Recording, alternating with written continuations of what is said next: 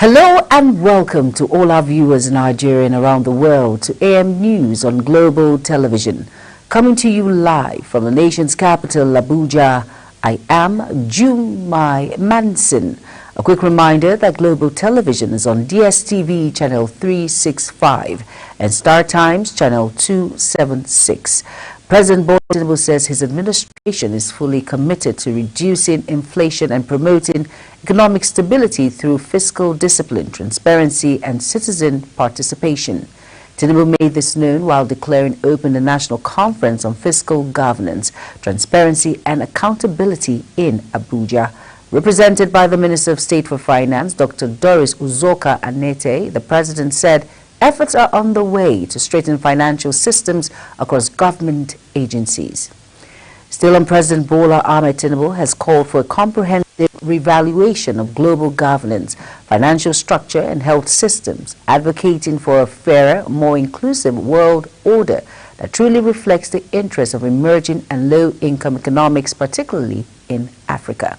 Speaking at the 17th BRICS Summit of the Global South in Rio de Janeiro, Brazil, Tinubu warned that global challenges like environmental degradation, climate change, and healthcare inequality continue to hinder stability development, especially across the African continent. The summit, hosted by Brazil, has Nigeria's first participation as an official BRICS partner country, following its admission into the bloc on January 17, 2025.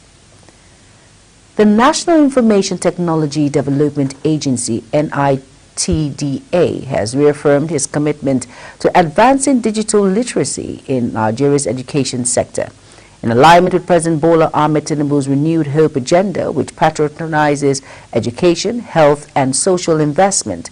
As part of this effort, agency's Director General Kashimu Inuwa has led a delegation to Executive Secretary of the Universal Basic Education Commission, Haja Aisha Garba, to deepen collaboration aimed at integrating digital literacy into Nigeria's basic education and curriculum. Now, the engagement marks a continuation of the National Information Technology Development Agency's broader strategy to work with key educational bodies, including the Federal National University and the Nigerian Educational Research and Development Council, to ensure digital skills development is embedded at all levels of learning. In another development, Nigeria has rolled out its first fleet compressed natural gas (CNG) vehicles for the Nigerian Armed Forces, comprising of 20 buses, 50 pickup vans, and 14 executive transport units, was commissioned at the Mogadishu cantonment in Abuja as part of government broader clean energy strategy under President Bola Ahmed Tinubu. Minister of State for Defense Bello Muhammad Matawalle stated that initiative aims to reduce dependence on fossil fuel, cut carbon emissions, and support Nigerians' climate commitment while highlighting the potential for long-term cost saving and operational efficiency. Describing the move as a step towards transforming the armed forces into a model of innovation and sustainability. Matawalle stressed the importance of building technical expertise among military personnel and establishing station as key military installations. Over 500 houses have been submerged, while properties worth millions have been lost due to floods in Kaba, the headquarters of Kaba, the new local government area of Kogi State. Disaster destroyed over 500 houses, leaving many families without shelter. Locals disclosed that the rainfall occurred consistently for 3 days without ceasing, marking streams and brooks in the areas to overflow its banks and flooded the communities with devastating effects, among others. The Idiya community in Kaba metropolis was said to be hardest hit by the incident, resulting from rainfall that started from Wednesday night. The Senate has passed a bill mandating all raw materials to undergo a minimum of 30% local processing before they are exported from Nigeria. The decision followed the adoption of the report by the Senate Committee on Science and Technology on the Development of Raw Materials Research and Development Council Act 2022. Now, Owembeyi, representing Ebonyi North seeks to promote value addition, strengthen the local manufacturing sector, reduce reliance on imports, and stimulate sustainable economic growth. The House of Representatives has scheduled a public hearing on the postponed National Assembly Infrastructure and Property Agency Establishment Bill 2025 as part of ongoing legislative efforts to institutionalize infrastructure development and maintenance within the legislature. In a statement posted by the official handle of the House of Representatives, the bill seeks to establish an independent agency that would be responsible for the construction, development, and maintenance of National Assembly infrastructure and properties. The hearing is being convened by the House of Committee on House Service and is expected to draw participation from stakeholders, civil society organizations, professional bodies, development partners, the media, and the general public. Over now to Anambra Police Command and the Independent National ready for the August 16 senatorial by-election and November 8th governorship election in the state. The Commissioner of Police, Iboye Oritugu, and the INEC Resident Electoral Commissioner in the state, Elizabeth Agu, said this is to newsmen in Akwa. Oritugu said that the police have been meeting with other security agencies and INEC to ensure hitch-free elections in the state. Ahead of the 2027 general election, with political alignment already taking shape and the recent opposition coalition adopting the African Democratic Congress (ADC) as its platform, many Nigerians are once again faced with mixed reactions. Over now to our correspondent Priscilla Obasi as she hits the streets of Abuja to gauge public sentiment and to find out if Nigerians are ready to participate again in 2027. The report. As the race to 2027 unofficially begins, political conversations are heating up, especially following the unveiling of a new opposition coalition under the ADC banner. On the streets of the Federal Capital Territory, Abuja, residents are reacting to the move and reflecting on whether this coalition offers new hope or just more of the same. Those that form the coalition are not jokers. They are very serious Nigerians. They are those that they also have a lot of them with integrity, a lot of integrity. Yeah, so it's not something that APC should go and fold their hand. No, because I'm seeing a storm coming. Nigerians are not happy. Nigerians are not happy. God is not happy. But they say the voice of men is the voice of God. Anybody telling you that our vote is cancelled in Nigeria is even he or herself. Just like the last election, which we did, 2024. It's a transparent election which INEC did, and all of us were affected. But along the way, before everybody could get up in the morning, we stand that different thing altogether. Coalition thing didn't start today, so I feel like if they don't have selfish interest, but have Nigerians at heart, it's a very good initiative, and it's something that we should support, and because we want the government of the day out, and we want people that have the people in mind to be empowered. For them, they're just the same politicians, like rotating themselves. While some expressed renewed optimism, saying the new coalition brings hope, others are skeptical about whether any coalition can truly deliver change, saying it's just the same people pretending to bring change. Right. Are you going to vote? Yeah, I'm going to vote. Why?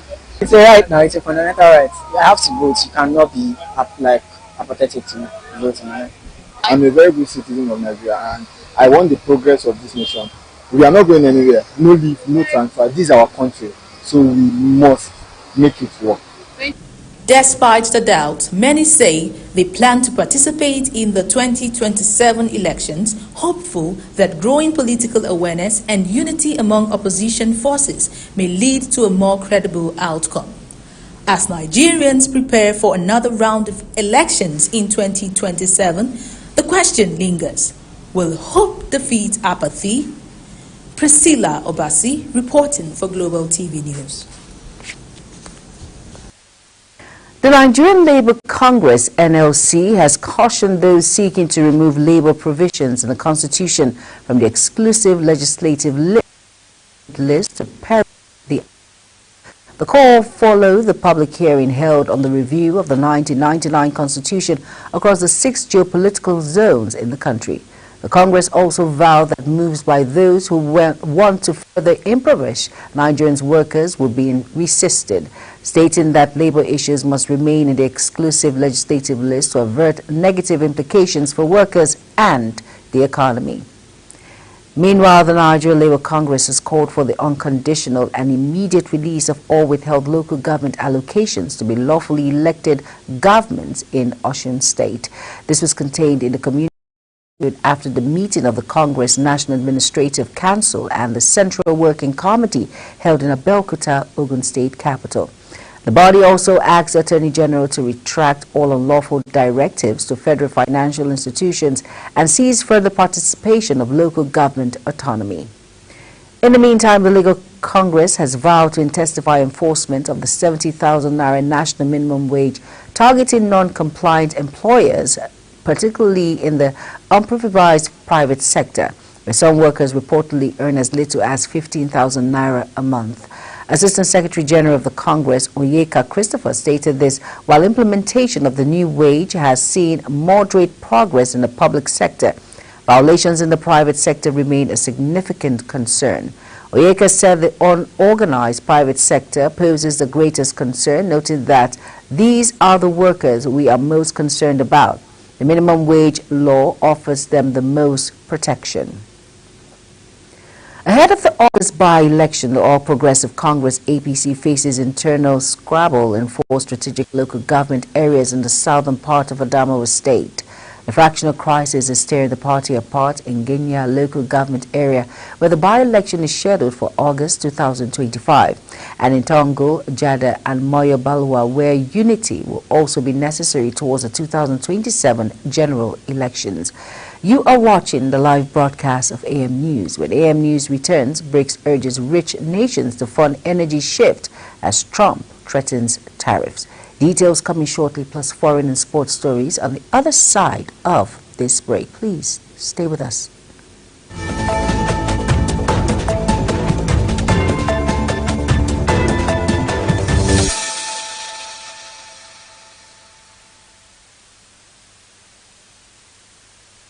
You're welcome back. If you're just tuning in, this is AM News on Global Television. Thank you for staying with us.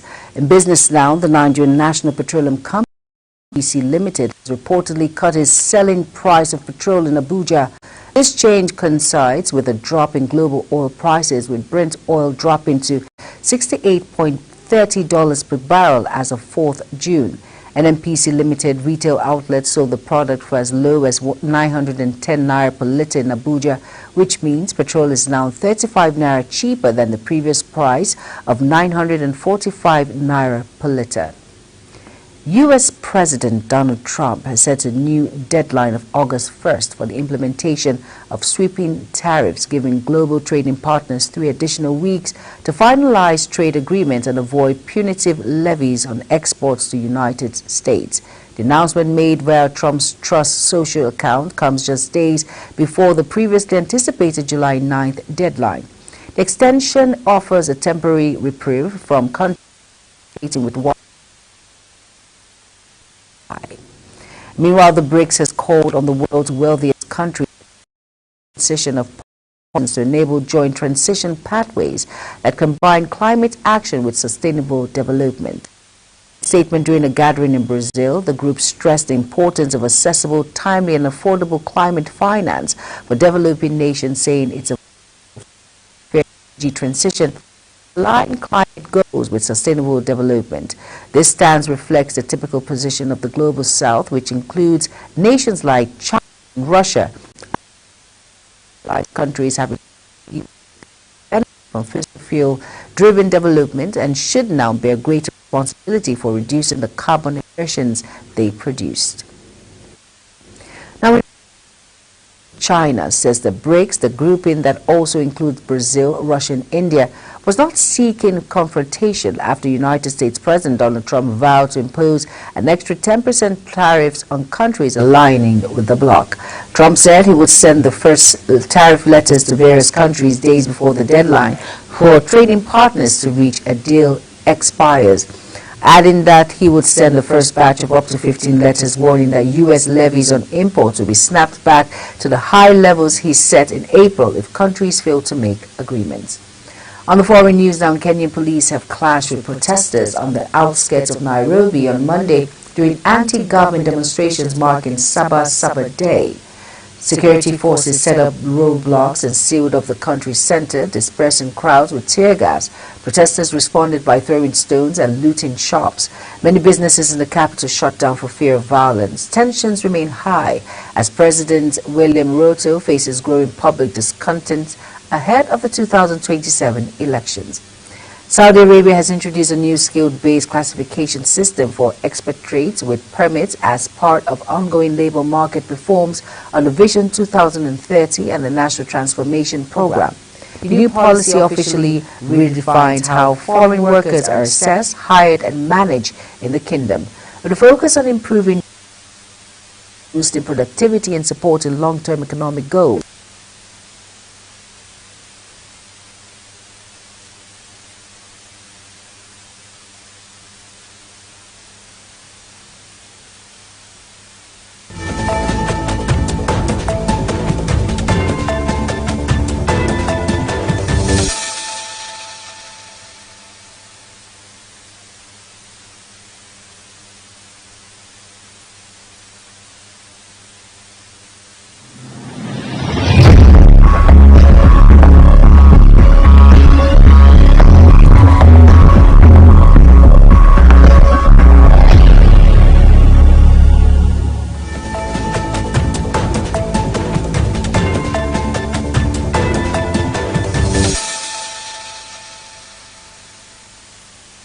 We apologize. You're welcome back from that very short break. Still on the foreign news now. United States President Donald Trump has slammed former ally Elon Musk's launching of a new political party as ridiculous, deepening the Republicans' feud with the man who was once his biggest backer. The world's richest man was almost inseparable from Trump as he headed the cost-cutting Department of Government Efficiency, but they fell out hard over the president's big, beautiful tax and spending mega bill. Musk says the president's massive domestic spending plan would explode the U.S. debt and has promised to do everything in his power to defeat lawmakers who voted for it. Israel's military has bombed 3 ports and power plant in Houthi-controlled areas of Yemen, prompting the rebel group to fire more missiles towards Israel territory. The Israel military said it was a strike the ports of Hadeda, Ras Isa and Asafliv as the Red Sea coast, as well as the Ras Kalfliv power plant. The military also noted that if struck, a radar system on the Galaxy leadership, which was seized by the Houthis and remained docked in the port of Hadida. In sports now, former Croatia international Ivan Rakitic, who spent much of his career with the Barcelona and Sevilla, announced his retirement from football on Monday at the age of 37. Rakitic, who began his career with Brazil and later moved to Schalke, played 106 times for Croatia and started his country's World Cup final loss to France in 2018. He was part of Barcelona's treble-winning side in 2015 and twice won the European League with Sevilla. Rakitic had a short spell with Saudi club Al Shabab last year before one final season at Hajduk Split. Ahead of the 8th African Nations Championship taking place in Kenya, Tanzania and Uganda next month, the Super Eagle B comprising of home-based stars will begin camping in the Kenyan Ogun State. Head coach Eric Chelle has invited an initial 35 players to camp for the tournament, which will be played from August 2nd to 30th. The tournament was postponed twice before the new date was announced by CAF. Nigerian international Ola Aina has signed a new 3-year contract with Nottingham Forest, extending his stay at the Premier League club until June 2028. The 28-year-old fully back joined Forest in July 2023 on a 1-year deal following the expiration of his contract with Italian side Torino. He made an immediate impact, featuring regulatory of left back at the club, narrowly avoided relegation on his first season. Meanwhile, Forest activated a 1-year extension clause in Aina's contract in May 2024 after securing their Premier League status. The low long-term deal now reflects the club's continued faith in the defender's consistency and vitality. As we end the Global AM News, as it comes to an end, let's take a quick look at our top stories again. President Bola Tinubu says his administration is fully committed to reducing inflation and promoting economic stability through fiscal discipline, transparency, and citizen participation. In business now, U.S. President Donald Trump has set a new deadline on August 1st for the implementation of sweeping tariffs, giving global trading partners 3 additional weeks to finalize trade agreements and avoid punitive levies on exports to the United States. On the foreign news now, Kenyan police have clashed with protesters on the outskirts of Nairobi on Monday during anti-government demonstrations marking Saba Saba Day. And finally, in sports, a former Croatia international Ivan Rakitic, who spent much of his career with Barcelona and Sevilla, announced his retirement from football on Monday at the age of 37. And that's it on Global TV AM News. A quick reminder that Global TV is on DSTV channel 365 and Star Times channel 276. Kindly follow us across all social media platforms now showing on your screen by using @Global TV NG. I am Jumai Manson. Thank you for watching. Up next is Global Morning. Stay tuned.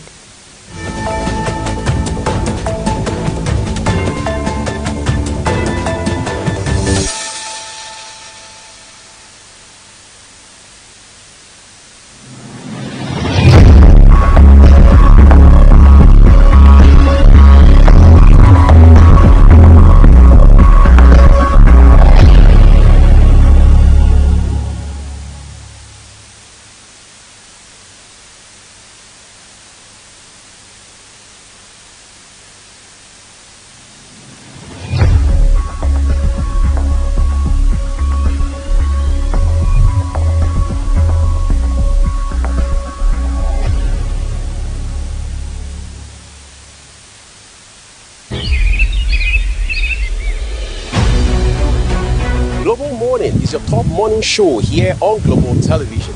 We bring you fresh news updates daily while delving into a variety of current affairs and topics. And at the same time, keeping you well informed about important events, both national and internationals. Global Morning serves as a valuable source of information, helping viewers like you start your day well informed.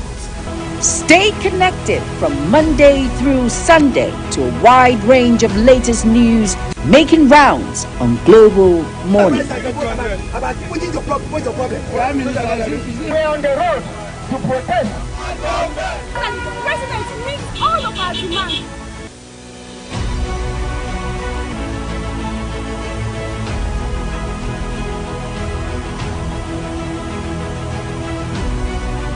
This is Global Morning.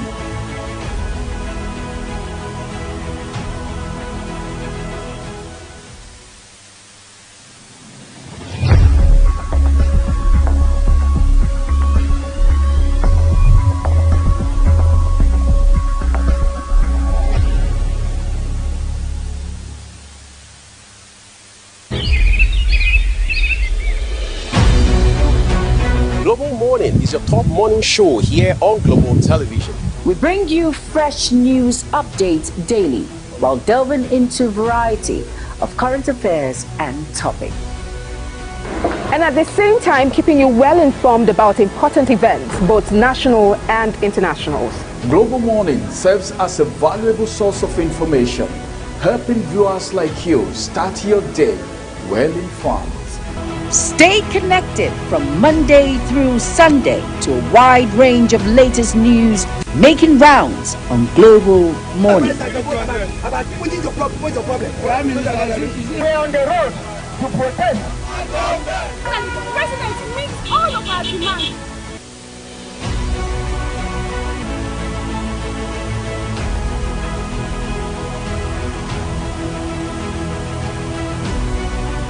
This is Global Morning.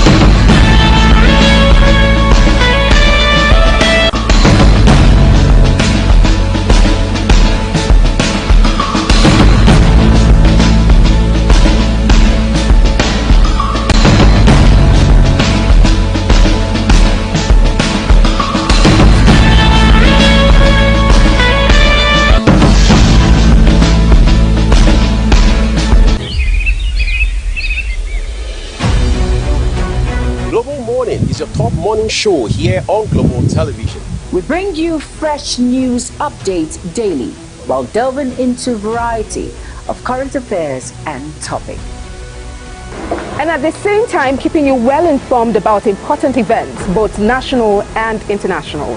Global Morning serves as a valuable source of information, helping viewers like you start your day well informed. Stay connected from Monday through Sunday to a wide range of latest news making rounds on Global Morning. We're on the road to protest. And the president meets all of our demands.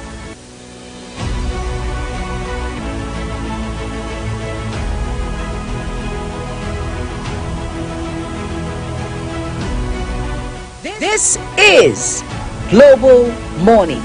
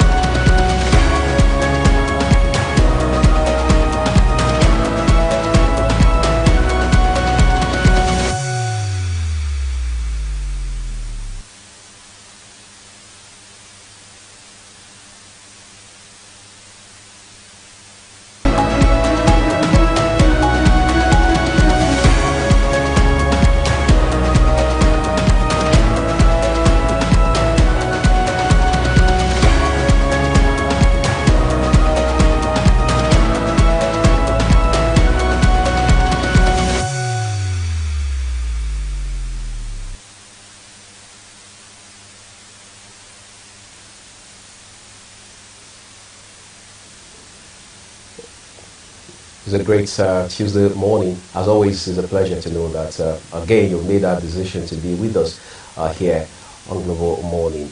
Of course, this is Global Television. We're live on DSTV channel 365 and Star Times channel 276. I'm Uyag Mofwebe, and with a heart of gratitude, saying a big thank you to you. And the lady who brings so much of sparkle to the program is, well, showing up again as always.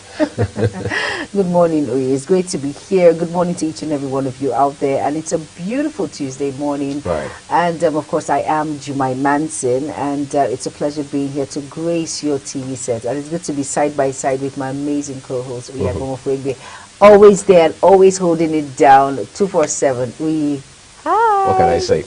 Well, I feel proud of myself. But again, we're also grateful to you for being our company here. I mean, without you, we're not so sure what we will be doing here on the tube. But it's just going to be an opportunity for us to interact and then bring you up to speed at some of the big events happening in our country and beyond, as well as help you through the news, and that way you stay ahead of the news and stay informed, avoid fake news, and of course you also avoid all of the misinformation that comes with fake news. Yeah, very important. Fake news can cause more harm than good. We all know that what the effect of fake news in the country, when you pass bad judgments, or there's this criminal misappropriation, or this identity issues when you have, and you know, people can actually fudge that in various ways. The media now has done a lot when it comes to all of that, and individuals too play a lot of role in circulating fake news. I think we should try as much as possible to avoid it, because it's the detriment in which it causes in a society, in a country, and it's unfortunate that that is what trends more. Once there is fake news, there's so much individuals are very, very cautious. They want to know. It travels fast than the real news itself. So I think we should try and avoid it. It starts with you and I. Let's try and find out, investigate, be sure before you give out any news at all. Is very important. And that's why Global Television is here to give you all of that when it comes to the news, real and not fake news. Right, Right. And good thing is, I think we need to, at least for once, also give it up for the media. The last few years, we've seen how that efforts have been geared up to help continue to fight all of the elements that are associated with fake news. For example, we've never seen the phenomenon of fact-checking these popular. These days, it's very easy for people to double-check what Juma has said. They want to be double sure what he has said. All right, is there truth in it? How much of truth? How much of facts do they have in what they're saying? So nobody's just. I mean, it's very unlikely that somebody's just going to swallow or buy all the things they're saying, hook, line, and sinker. They want to double-check it. They want to be sure. If you can authenticate, all right, or if your story is authentic, is very important, because we live in a world, we live in an era where it is the impulse. I mean, there's this impulse that pushes us to share. So people get a broadcast on WhatsApp, for example, they've hardly read half through into the article, and they're already sharing. Question is, what are you sharing? You don't even understand what you're sharing. You only see the headline. But because it appeals to your emotions, or it supports what psychologists basically will call, confirmation bias, you start sharing. And then you're done sharing, and somebody says, hold on, sorry, that thing is fake news. It's actually from 2017. You know, we've seen that before. I mean, there's a video, for example, where we saw that a few years ago in South Africa. They say, well, South Africans have started again. They're fighting Nigerians. They're fighting all non-South Africans. You know, there's a word for it, xenophobia, right? Blah, blah, blah, blah, yada, yada, yada. And then the next thing you know is everybody's running from pillar to post. Families are calling their loved ones in Johannesburg, in Durban, in Pretoria. And Mom, calm down. This is from 2016. I'm fine. I'm at work. You know, so it just goes to show that it's not enough to watch the video, read the article, be double sure that it is authentic. And even when it is authentic, I mean, there's always no, well, let's say there's cause for alarm, but there are better ways to manage the situation. But in all, let's stay with authentic news. Yeah, I like the fact you said fact-finding. In fact, I think we find it really hard. Sometimes we are really prone to, okay, we intend to put one or two together. We intend to speculate when it comes to, especially when these countries are at loggerheads or something is happening, we tend to escalate this news and all of that, which is really, really, really, really wrong. And at the same time, I think you and I, we have a role to play when it comes to fact finding. We're too quick. We're too quick. And most bloggers, some who are not authentic, quote and unquote, or individual media outfits who you cannot actually beat your chest and say, okay, this is authentic and all that, want to trend. So to be the first to carry such news. So it's very important that fact finding is important. And of course, there was a time, there's ways in which you can actually spot when it's fake news. It depends on the handle. If you see at or www, there's so many things in which you can check individually. I think we need to enlighten the public on that, and it's very important that fact finding is key, because we're so much in a hurry now that we're bringing out this awareness to intimate the public that, hey, fake news can be very detrimental to individuals, and Even to an entire country. To an entire country and to a family, because, you know, people want to skyrocket violence. You know, that's the only way that things can trend. It can happen in another country. Next, you know, they're killing our brothers and they're killing our sisters. Let's start killing them. It's just unfortunate that this is what it is. I mean, the tendency for reprisal. Exactly. It's very high. So at the same time, I think we need to the fact finding is very important, and to really check and be sure before you come out and spread that news. That's right. And just like Juma said, it's also equally important, especially when such news is purportedly, I use those, I mean, that word very advisedly, when the word is purportedly from, maybe the news is purportedly from, let's say, an institution of government, a public agency. Let's use the police, for example. Say a particular news is circulating, and the claim is that it's coming from the Nigeria Police Force. Now, across social media platforms, all the handles of the Nigeria Police Force are, there's a word for it, they are verified, and you will see the verified badge against it. So if that news has not come from the Nigeria Police Force, you won't see, I mean, you're going to see it on a different timeline altogether, which means it can be from any other place, but certainly not from the Nigeria Police Force. And you have that with the Army, you have that with the Air Force, with the Navy, with the EFCC, ICPC. I mean, name them, Ministry of Finance, the CBN, all of these agencies and institutions of government. But again, on the final note, we also need to be a bit more deliberate in terms of how we attach emotions to news. We tend to want to be emotional about news, especially since we live in an age where there's so much of sensationalism around news, right? So your emotion starts jumping real fast once you see a story, especially when it's about something you care about something that concerns you, that affects you directly or indirectly, and things that align with your emotions and all of that. But in all, let's not be an accessory to the spread of fake news. And let's not be too quick to judge. Let's not be too quick to act. It's very important that you take a breather, be sure, double check, very important before you can act. All right, Juma and I want to act at this point. It's something very important, right? It's time we turn to the papers, bring you big headlines today, Tuesday, the 8th of July 2025. We'll take a break now, everyone. When we return, we'll turn our attention to the newspapers.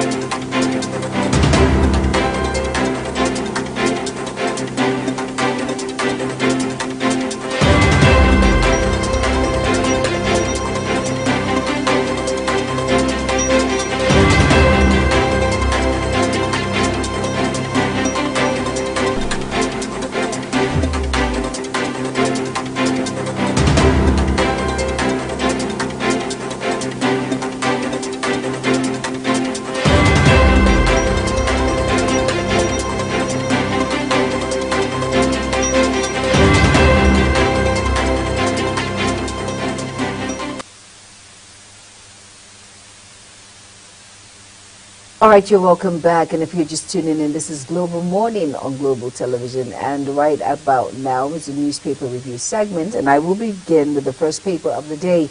And it is the Guardian newspaper. Now, below the nameplate, it says, flood destroys 500 houses in Kogi community. And that read you will find on page 3. And the next it says, Keyamo inaugurates Enugu Air as Umba vows improved air travel. Improved air travel, and that you will find on page 29.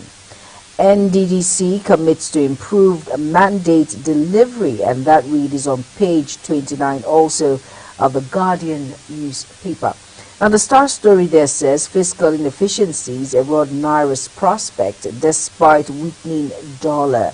And you will find that read on page 6. And here it says, President Bola Ahmed Tinubu, GCFR warmly greets Aigboje AIG Imokede, CFR chairman of the AIG Imokede Foundation at the 2025 International Civil Week service. And below the Guardian, it says, opposition unity at risk as ADC leadership faces legal hurdle. Collapse warnings. Now, court jails 9 Chinese nationals over Fonzie terrorism scheme in Lagos. And palace guards injured, police vehicle vandalized as hoodlums attack Sanusi's palace. And that is on page 30 of The Guardian. And here it says, Tinubu insists fuel subsidy on unsustainable benefits only rich citizens. It says it benefits only rich citizens, and that you will find on page 5. And here it reads again, basically at the foot of the Guardian newspaper, it says, BRICS summit between Nigeria's interests and global South agenda, that you will find on page 4. Please go out and get yourself a copy and be well abreast with the news making rounds on The Guardian. Next, Uyi will run us through the paper. Thank you, Juma. There's a story that caught my eye for a second. Top left of the Guardian newspaper this morning says flood destroys 500 houses in Kogi, and has a picture of the state governor there, Usman Ododo. It turns out that one of the conversations we're having on the program this morning has to do with emergency response. Now we're counting, we're talking numbers, number of houses that were destroyed by flooding. 500 is a lot of houses. No, it's a lot. Even if it's just a one-room building, and then you have 500, and most of them, I'm sure, you had households there, parents, children, maybe grandchildren. Of course, this is Africa, extended families and all of that. Sometimes you're wondering, do we pay half as much attention to what happens to the victims after we've done the media razzmatazz and all of that, and we've discussed them here on television? What happens to the real victims on the ground? Who pays attention to them? And how much of aid do they get, if at all they get anything? And then you're also asking yourself, who is responding? Is it the state's emergency management agency in Kogi? Is it NEMA? Is it a bunch of NGOs, whether local or international?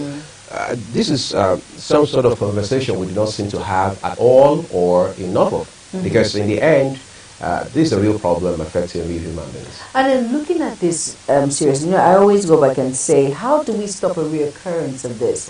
Remember in 2022, yes, there was this particular flood incident had happened in Kogi, Lokoja, and it was the worst of its kind.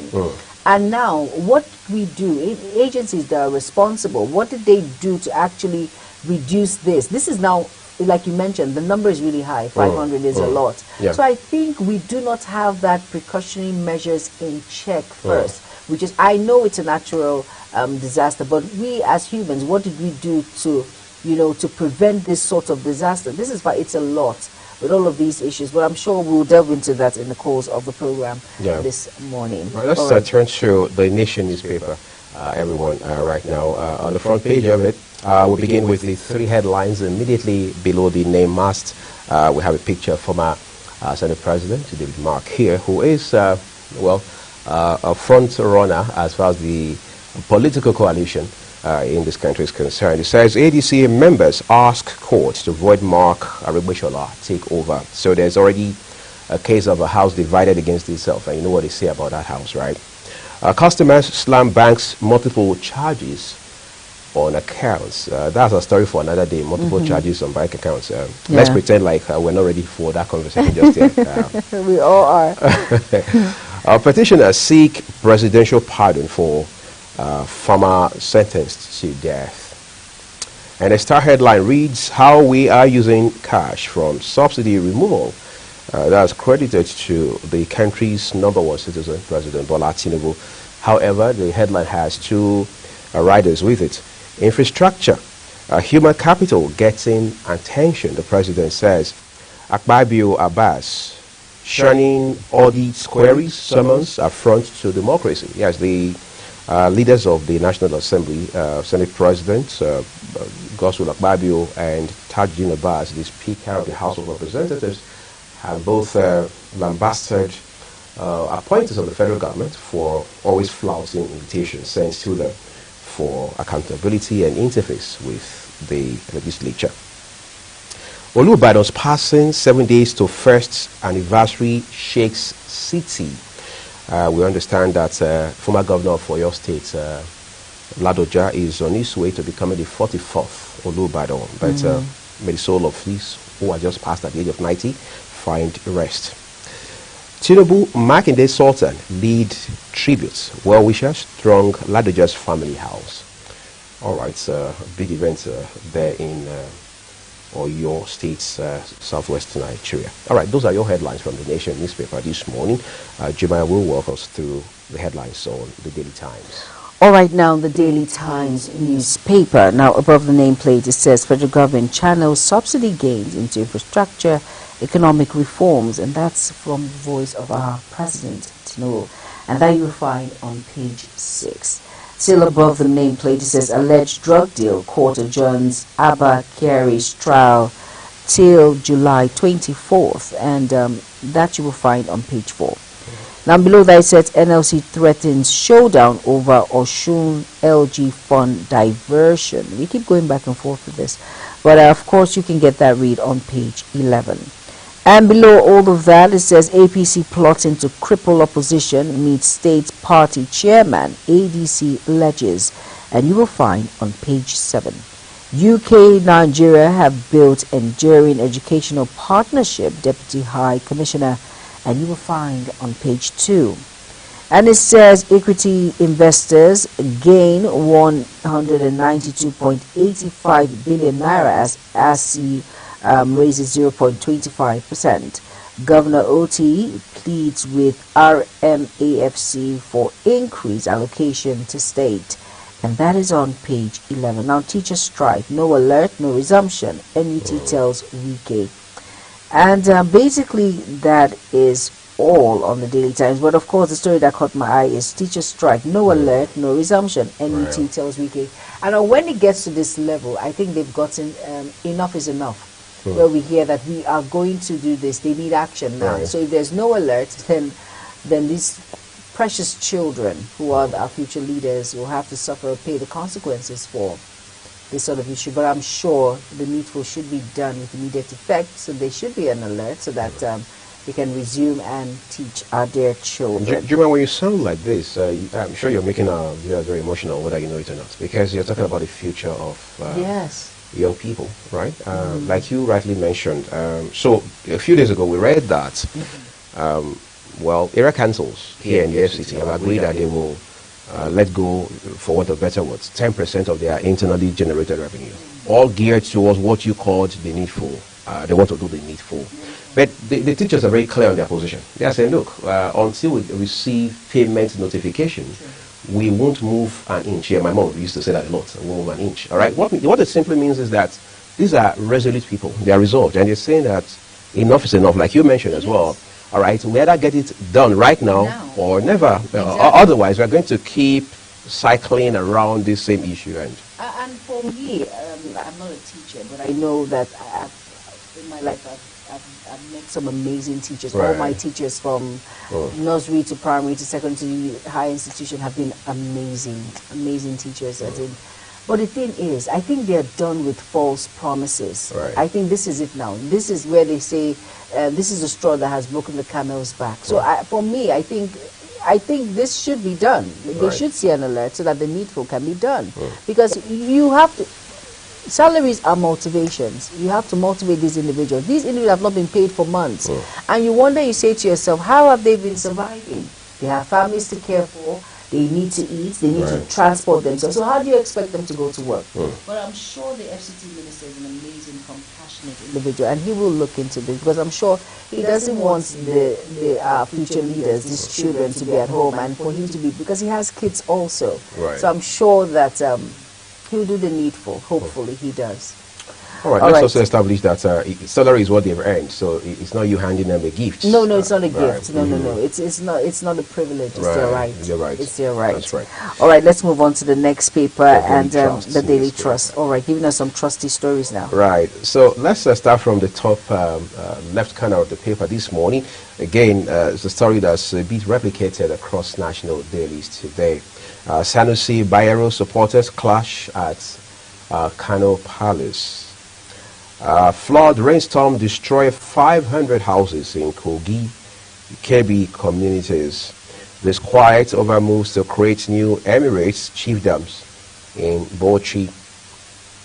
23 months after, queues persist at CNG dispensing points. Military bombs terrorist enclaves in Borno. Olubadan dies at 90. 10 die in fresh anti-Ruto protest in Kenya. This is quite sad. This is something that's supposed to be 1 year sort of anniversary following the protest from last year over some what citizens in Kenya called unfriendly reforms that were being introduced into the tax regime in that country. But today, President William Ruto's rating, we understand, has plummeted on account of this move, which some believe is being fueled by multilateral institutions like the International Monetary Fund. But the reality on the ground just right now is that things don't look real good, especially around the capital, Nairobi. We move on now, still looking at the headlines on the front page of the Daily Trust newspaper this morning. 70 vigilantes feared killed in bandits' ambush in Plateau. That's scary, 70 in an ambush, 70 lives. That's a lot. Right, it's depressing to put it mildly. Right, but just a very, very gloomy reminder of how not very pleasant the situation is right now. But let's flip over to the Punch newspaper now for you. All right, now the Punch newspaper, above the nameplate, it says 2027 firestorm as APC coalition battle for northern ADC leaders. And the writer there reads, ADC accuses FG of Backzoom deals with northern leaders APC fumes. And Ladoja next in line as tributes flow for late Olu Ibadan, and that you will find on page 27. Now, beside the nameplate of the Punch says Nigerians reform push yet to reach masses, IMF, and you can find that read on page 29. Now, the Star story there says July flood alert, and it says 20 states at risk despite 620 billion naira intervention. Now, that is scary. And it says NIMET forecast flooding in Lagos, Edo, Benue, 17 others in July. States face scrutiny over 620 billion naira ecological fund. And here it reads, Kenya anti-government protests leave 10 dead, dozens injured. And it says U.S. Embassy begins screening Nigerian students' social media account, and that is on page 27. ASU branches suspend lecturers over delayed June salary. All right, and it says Senate braces for showdown as Natasha plans return today. And you find that on page 27. All right. No comment on that. Please don't ask me anything. No, it's all right. The suspended senator had said, look, she has, she's armed with a court order that has, a court injunction that has ordered her immediate reinstatement. So, and that's supposed to take effect today. So she says she's resuming today. Yes. She appreciated her people, those she represents, her constituents, and all of that, which is natural to do. Yes. On the flip side, though, Senate now says that, look, yes, we've heard that there's a court order or something, but then we've not seen a certified true copy of that order. That's number one. Number two is we understand this case. This matter has become a subject of litigation. Yes. So we're going to refrain from taking any action in this regard until such a time when it is legally possible and feasible for us to do all of that. But let's not look forward to a showdown. Let's just because nobody wins in war, really. Everybody loses. And the thing is, when two elephants fight, it's the grass that suffers. So far, the individuals who she represents, that's the Kogi.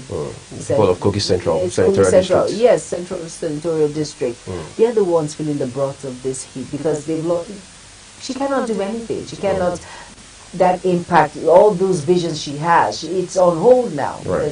So please, I think peace. Let's say bye-bye to this issue and move on. It's very important. Please, they're all mature, and I think we should move on from it. Enough. Okay. She has made her point. We know, we understand, and also the Senate President has also made his point. Both people, no one. Let's just disagree, agree. It's truce now. Let's move on. It's very important. We don't need to wait until that point where President Donald Trump has to wait in.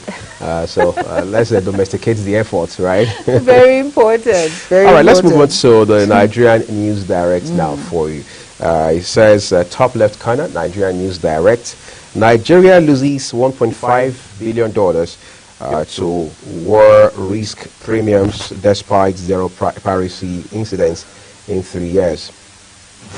2027, ADC alleges plot to destabilize, intimidate coalition.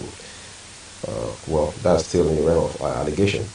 But the star story or headline tells us Tinubu, Makinde, Abiodun, others mourn as Olubadan of Ibadan land dies at 90. As expected, that story is practically on the front page of every newspaper today. What's the writer telling us? Olubadan's legacy of harmony progress will outlive his reign. That statement is credited to the state governor, Seyi Makinde. As Governor Ladoja poised to become 44th Olubadan. And then we'll take it down a little. Here we have a picture of former governor of Osun State and also former minister in the government of former President Muhammadu Buhari, talking about Rauf Aregbesola. Will Aregbesola's ADC become the spoiler or kingmaker in Osun's 2026 race? Well, we understand there's a gubernatorial election scheduled for next year in that state, but how it's going to turn out, we'll kind of keep our fingers crossed and just observe and then continue to track those developments. Rising diesel costs threaten Nigeria's telecom growth as industry shifts toward renewable energy. That's the way to go, but Nigeria needs to do the fundamentals before we're able to make such a quantum of progress. Turns out the Nigerian News Direct is our last paper for this morning, so if I were you, although the needful to use Jemai's words and then grab copies of at least one of these papers to read up details for myself, and just to also remind you that Global Television does not make any editorial or otherwise contribution to these newspapers. All we do for you is just to bring you the headlines and guide you through the day's news. And well said, we. And now over to the New National Star. And below the nameplate it says, Nigeria not ground for nuclear tests, says VP Shetima. And it says CBN explains $50 charge on diaspora BVN charges, dismisses hidden fee claims. And that you will find on page 14. Now, of course, a picture of Peter Obi there. It says Nigeria must invest on security, health, and education. Non-negotiable. Exactly. And you can find that read on page 9. Showdown as Senate Natasha Tesmite today. And that you find on page 2. Kogi Senator vows to resume despite disputed court judgment. She must first apologize, Senate insists. And of course, here on page 3 says it's flood, Lagos, Benue, Sokoto, others at risk. That's from 9 now. And it says Ministries MDAS frustrating FG audit reports. And that's Abbas on page 16.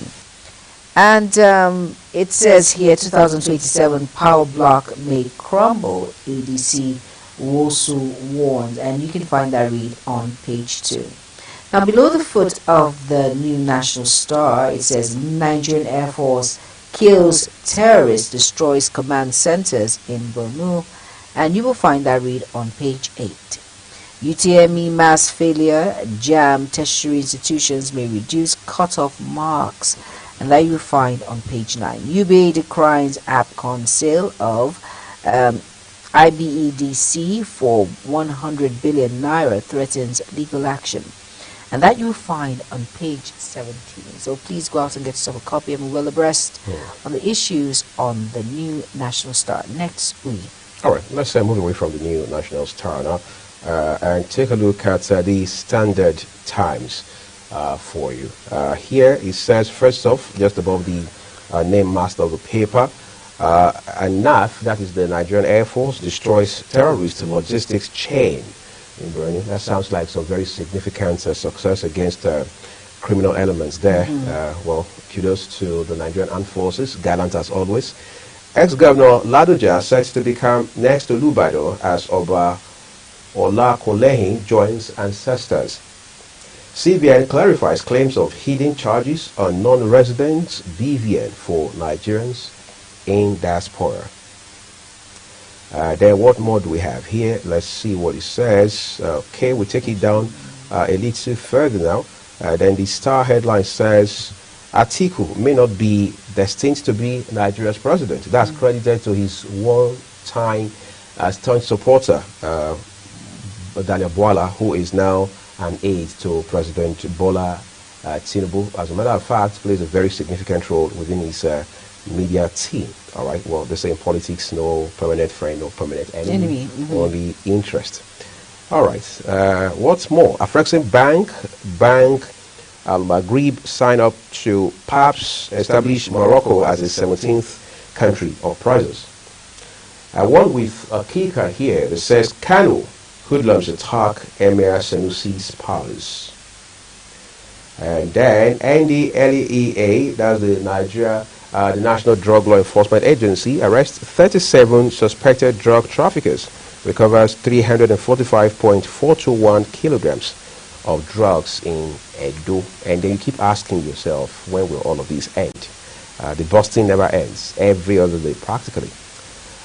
Here we have a few more headlines for you. FCT people will show Wike during local government council poll. That's credited to Senator Ireti King Ibe, who obviously the entire time she has been in the Senate, 2 years and counting, has been at loggerheads with the FCT minister. South APC endorses Tinubu governors as sole candidates for 2027. Coalition, that's a kicker. Aggrieved members ask courts to sack Mark Arigbeshola-led interim leadership of ADC. And then finally, CBEX scam. EFCC arraigned 2 for alleged investment fraud. We understand that's over some 58 million naira fraud that's connected to this CBEX scam that has been running for entirely since the start of this year. Well, we'll leave it there on the Standard Times newspaper for you, and then you want to turn with us to the Daily Monitor quickly. All right, now the Daily Monitor, and a picture there of Aviation Minister, that's Festus Keyamo, and it says, why we are concessioning Enugu Airport, and that's from Keyamo. And below that, it reads, delayed, it says, ASU directs members to commence nationwide strike, and you can find that read on page 5. 2027, one term enough for any sincere leader to make impact, and that's from OB, and you find that on page 15. No going back on nuclear test ban in Nigeria, and that's on page 2, and of course the source is the Vice President Kashim Shettima. And it says no hidden charges for NRBVN, CBN clarifies, and you can find that read on page 2. The Star story there reads, ADC alleges plan by FG to destabilize opposition coalition. And it says there, the writer says, restates commitment to resist anti-democratic action. And below that it says, Tinubu reaffirms commitment to reducing inflation through fiscal discipline. And that's all the headlines on the Daily Monitor. Please go out and get yourself a copy, and you will abreast. Next paper is the leadership. All right, so we go again from the very top of it, left corner, top left, that is. Tinubu Sultan, Emir of Ilori, others mourn as Olubadan dies at 90. ADC members sue to void Mark Arigbeshola's appointments. The writer says party alleges APC sabotage plots. What more do we have? It says new laws. Experts raise fresh concerns over high corporate taxes. Senator Natasha can't resume. Senate lawyer. Kano Emirate tussle. My palace gate breached by Bayero supporters. Emir Sanusi is the one to whom that is credited. One of the two writers says innocent citizens injured. Incident unfortunate. That's Kano State government. Police Emir Bayero keep mum. Then the right corner end of it, rainstorm kills 4, destroys over 1,000 houses in Kano. Just a while ago, Juma and I were talking about half of that number, which is 500 in Kogi State. Now it's twice that volume, so to speak, somewhere up north in Kano State. Quite sad. CBEX scam, EFCC arraigns 2 over alleged investment fraud. 35 abducted women, children rescued in Niger after 1 year. Quite a long time to be in captivity. Enugu Air commences operation. We brought you that story quite a number of times. CBN demands action plans from banks to fix capital deficits. You can find those details on page 4 if you pick up a copy of today's leadership newspaper. Let's turn to the Vanguard for you, and Juma has those headlines for us. All right, now the Vanguard newspaper, above the nameplate, it reads, Custom engages international airline operators on Monday laundering. And on money laundering, and you can find that read on page 20. No rift between Buhari, Tinubu, that's from Garba Shehu, and you can find that read on page 10. Emirship tussle, police launch investigation as supporters of Sanusi Bayero clash in Kano. And that read you can find on page 50 of the Vanguard. Tinubu Makinde Sultan, others mourn as Olubadan, Oba Oluwakuleyin dies at 90.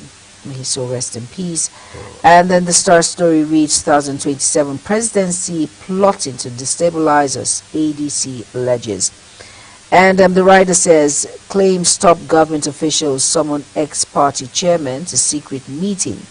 Aggrieved ADC members drag Mark Aregbesola, others to court. Power blocks may crash ADC if Uwosu warns. Ex-SGF Babachir Lawal dumps APC, ex-Castina PDP chair joins ADC. PDP BOT member Waziri joins ADC. And it says here also, joins ADC, decries party's loss of credibility. And this is at BRICS Summit in Brazil, and of course there's a picture story there. And forest guards can't fight AK-47 welding terrorists with Dane guns. And that's from Governor Alia, that's the governor of Benue State there on page 49. Nigeria's export drive in danger as Trump plans 10% extra tariff against BRICS. And the side of the Vanguard newspaper, it says Keyamo inaugurates Enugu Air, explains why FG concessioned Akunu Ibiom Airport. And it says NDDC at 25, Tinubu has funded commission more than previous government. And that's from Buku. And here it says flood destroys 500 houses in Kogi community. And of course that story we read at the beginning of the newspaper review segment. And next is the Daily Independent. Over to you. All right. It turns out this is where we are going to do the copies on the papers this morning. But let's take a look at the Star headline first. Fuel subsidy cut savings are being reinvested. That's according to President Bola Tinubu. The two writers tell us assures of commitment to transparency, fiscal prudence, as lawmakers demand stronger oversight, accountability. The left corner of the paper, Keyamo inaugurates Enugu Air, says Mba among the best. The writer says it's triumph of vision, beginning of aviation hub. That was the governor of Enugu State there, Peter Mba, talking. You can find those details on page 7 of the Daily Independent newspaper today. Troops foil planned attack on Plateau community, arrests bandit. The writer tells us Air Force strikes hit terrorist logistics base, kills scores. Tinubu's tax reforms to transform Nigerian economic space, according to INPI. Ladoja to make history as ex-Oyo governor to ascend Olubadan throne. The writer says Tinubu Makinde mourn Olubadan. And then the big one here tells us ADC accuses Tinubu allies of plots to destabilize coalition. With the writer accompanying it, says Tinubu wouldn't be president if Jonathan crushed opposition. And then lastly, on the foot of the front page, Jonathan Boni leads West Africa Elders pre-election mission to Cote d'Ivoire. Well, that's been the bulk of former President Jonathan's engagements. The last, 10 years counting since he left office, and apparently he's having fun doing the rounds across Africa and even beyond. Yes, he is. Well, like you mentioned, that's the end of the newspaper review segment. Right. It's still Global Morning. Do not go anywhere. The program continues shortly. Stay tuned.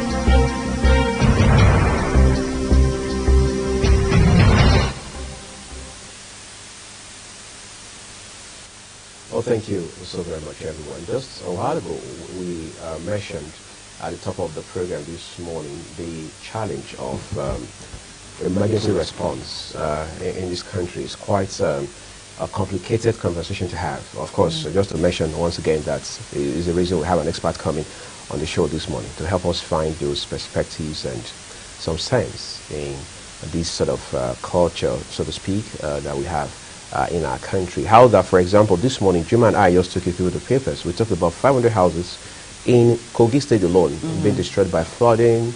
Human beings have been impacted adversely. You move up northwest in Kano State, for example, we're even hearing 1,000 houses. Again, with human beings, with families, you know, and we have not heard about any fatalities just yet, but you can already imagine off the top of your head that people have been displaced. Of course. So the question is, who is responding to these situations? These are emergencies. Call them act of God if you like. These are emergencies. You go to Benue, you go to Plateau, you go to Zamfara, you go to other states in the north. Borno, for example, has been the epicenter of all of these criminalities, insurgency, Boko Haram, banditry, and what have you. Who is responding to these people? Whether those who have been injured, those who have lost loved ones, who apparently need all the psychosocial support they can get, those who need critical aid and things like that. Yes, we see the governors come out to say a lot of things, make promises, and in fairness to these governors, at least some of them, we've also seen them take some very significant steps in terms of intervention, right? But question is, how far-reaching are those efforts, right? They say you can teach a man how to, you can give a man fish, which is good, but it's far, far better to teach the man how to fish. So the governor, for example, can come in front of cameras and say, we're doing X, Y, Z today, and this is exactly what we have done. But what happens tomorrow, the day after, and the day after that, and the day after that? And then we now leave it all together to non-governmental organizations who are likely going to be on the ground for a while, because many of these NGOs, we understand, up north have also been spread thin. Resources are scarce, limited, and all of that. Of course. So there's just so much they can do. There's just so much or so little they can do when it comes to this sort of issues. But I feel our response here in Nigeria, if we're looking at Nigeria, it's really slow. It drags a lot, it takes time, and we always, for me, it's the postponement. We'll get to it, we'll look into it, but we never get to it. It's just unfortunate that, of course, we know what it is like when there is the rain. You know what happens, the disaster in which it can cause. But like I said, let's just revert to 2 years ago. It's the same thing. It keeps reoccurring. It's just becoming worse now. By the day, it's becoming worse because we've not taken aback to act when it comes to flood issues in Nigeria. Of course, the rainy seasons will always be here. But what have we done? What the organizations involved? Precautionary measures. It still boils down to precautionary measures. We saw what happened last year, the year before. 2022 was one of the worst hits. You saw what happened. Travelers were stranded on the roads. The roads were practically blocked. A lot of people died in that aspect. But unfortunately, that is what it is. And you think, we say, let's leave it in the hands of the government. But really, it's not like the government has a lot when they have to do a lot. But hey, we pay tax, really. But at the same time, it still boils down to you and I. Houses that are flood zones, what have you done? What have you done to prevent that? You cannot be waiting for the government all the time. Lives are being lost here. Property is worth millions of naira. And in this particular economy in Nigeria, would you start building again when you can use those monies for other things that are of importance? But it's just that our system is a bit slow when it comes to individuals taking responsibility, not just responsibility, but taking full responsibility in this particular aspect. It's just unfortunate. How well is our drainage system? How well have we cleaned? Like, I can't remember. I think we don't take this environmental sanitation seriously. We don't. It's not as serious as it used to be. Because back in the day, it wasn't as bad as this, because you were at home. It is a must that you must be at home to clean in front of those sewage, the gutters and all of that are there. But now we don't take it seriously, and that is why we have this high risk when it comes to flood issues, houses being eroded by water and all of that, and people are being displaced. It's just unfortunate. Families also, but I think precautionary measures are important, and individuals should be held accountable for this particular issue that is happening. I know we can say, like you mentioned, it's a natural disaster. But you and I must take responsibility when it comes to what measures have you made. We've never heard, okay, we've tried so much to build this, to prevent this. We've never heard that. We keep hearing the same. We keep going back and forth on this matter. And really, it is tiring, and it's not nice at all.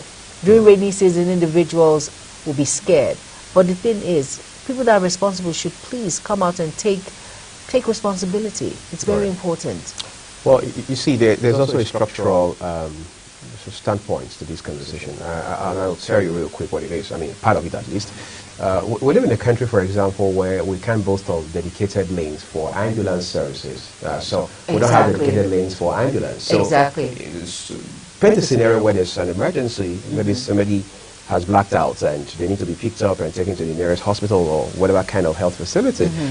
Do we have a dedicated track, or if you like, lane for that? Of course we do not. In Lagos, yes, we managed to have the BRT lanes. And we still see all of the contraventions that happen there. We're seeing people in uniform, breaking all the rules and driving on what was supposed to be BRT dedicated lane.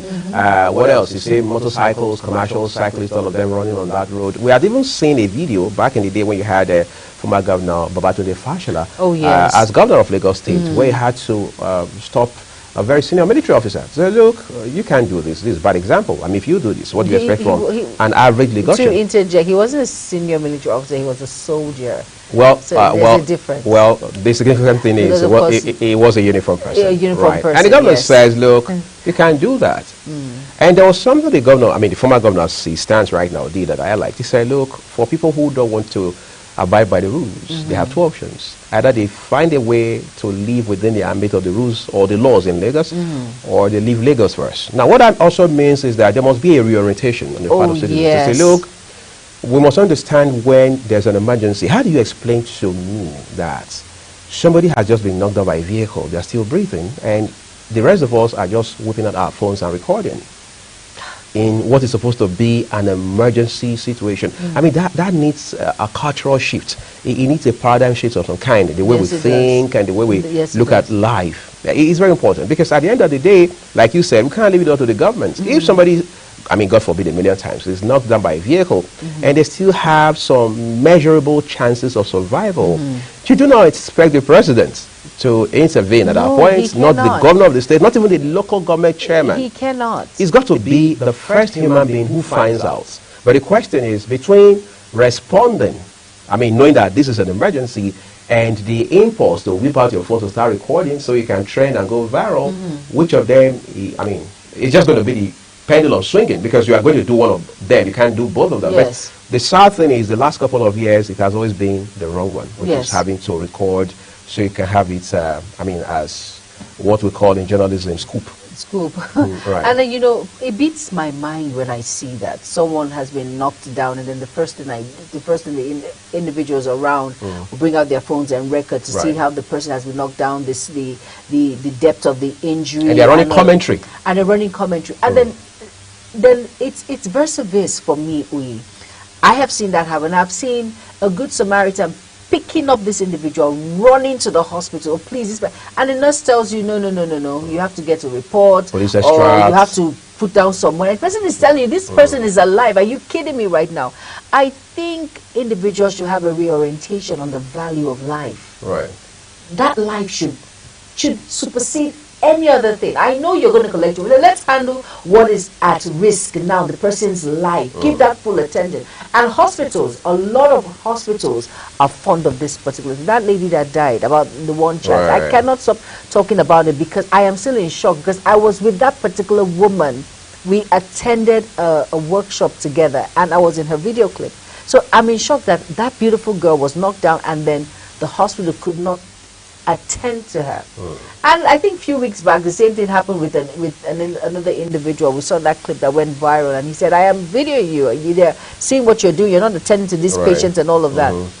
I think we need a reorientation when it comes to helping individuals. Threatening issues with someone's life, playing with someone's life. It doesn't show empathy. It's really, how did we get to this point? What has the internet done to us as individuals? Or will I say is the white man's theory that has come to project all of these things? But really, where did we lose it? Where? It's very sad. I see that a lot. It's really, really sad. And I think it's better there is a reorientation. I think we need that reorientation that, hey, this is your brother here. It doesn't matter whether you're not from the same background or you do not have the same parents. this person needs help. Try as much as possible to give that help, not recording and saying, right now he's breathing, he's not really breathing. Come on, are you kidding me right now, really? Well, again, this is a bit of a long drawn-out conversation. We'll get an expert into the show this morning who will help us to expand the frontiers about this discussion. Let's take a quick break right now. When we return, we'll go political for a while, and the rest of the program will unfold as we make progress. Do stay with us.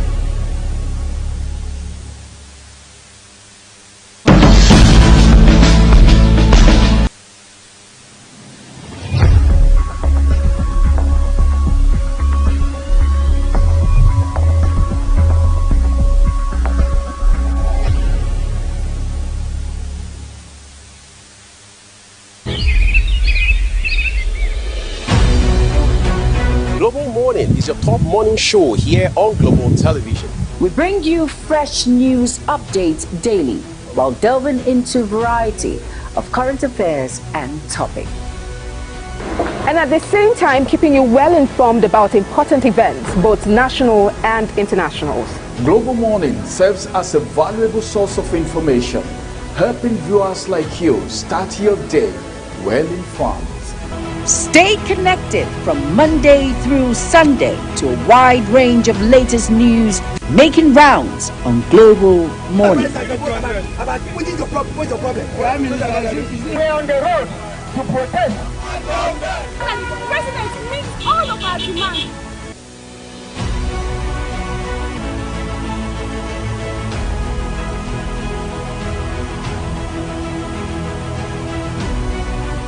This is Global Morning.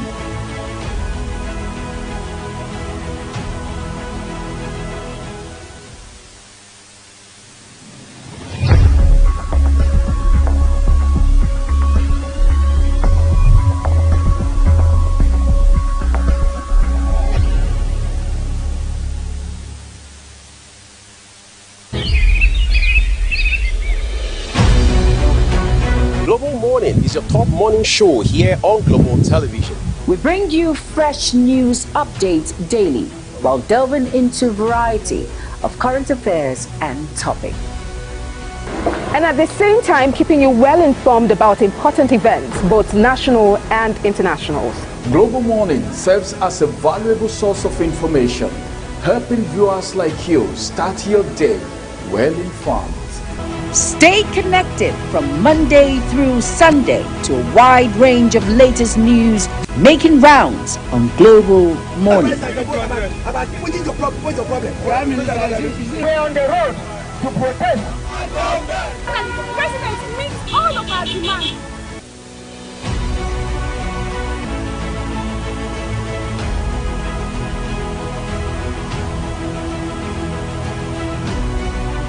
This is Global Morning.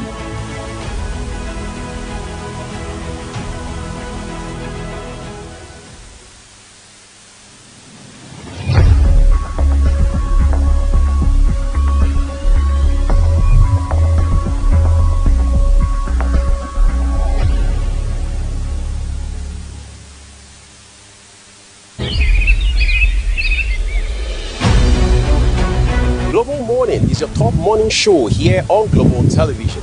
We bring you fresh news updates daily while delving into a variety of current affairs and topics. And at the same time, keeping you well informed about important events, both national and internationals. Global Morning serves as a valuable source of information, helping viewers like you start your day well informed. Stay connected from Monday through Sunday to a wide range of latest news making rounds on Global Morning. We're on the road to protest. And the president meets all of our demands.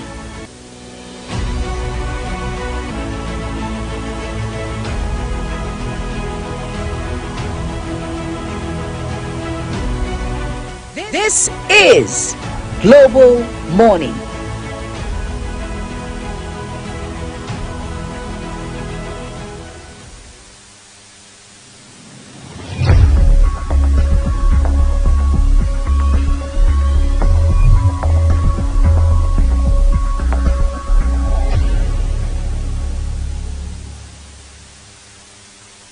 Do you know that Global Television can be watched in Nigeria and all over the world? Download the Global TV Nigerian mobile app for Android and iOS devices to watch Global Television real-time from around the world. What are you waiting for? Start downloading and stay connected to Global Television.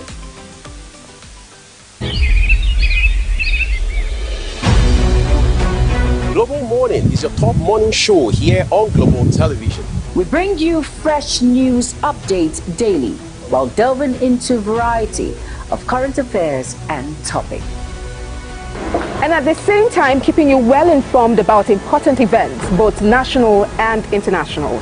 Global Morning serves as a valuable source of information, helping viewers like you start your day well informed. Stay connected from Monday through Sunday to a wide range of latest news making rounds on Global Morning. We're on the road to protest. And the president meets all of our demands.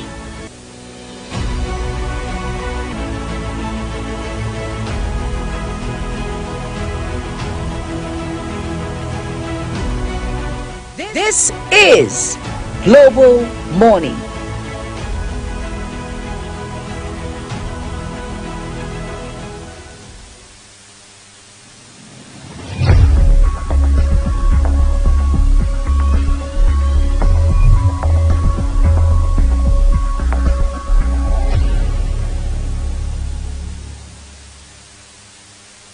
Do you know that Global Television can be watched in Nigeria and all over the world?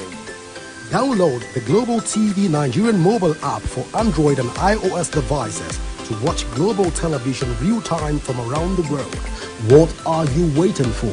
Start downloading and stay connected to Global Television.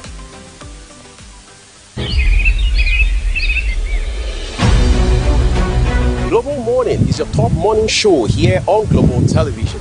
We bring you fresh news updates daily while delving into a variety of current affairs and topics.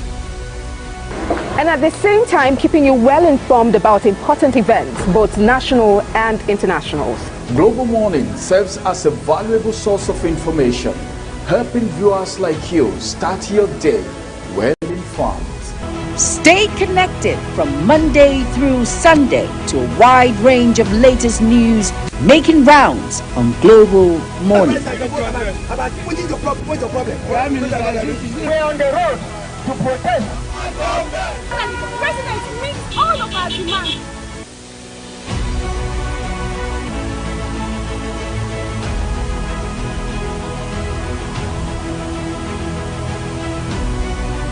This is Global Morning.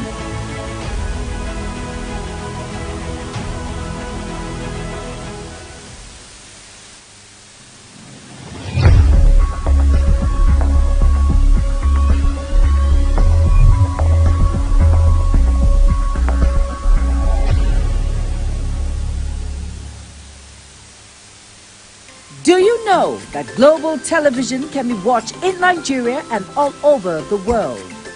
Download the Global TV Nigerian mobile app for Android and iOS devices to watch Global Television real-time from around the world. What are you waiting for? Start downloading and stay connected to Global Television.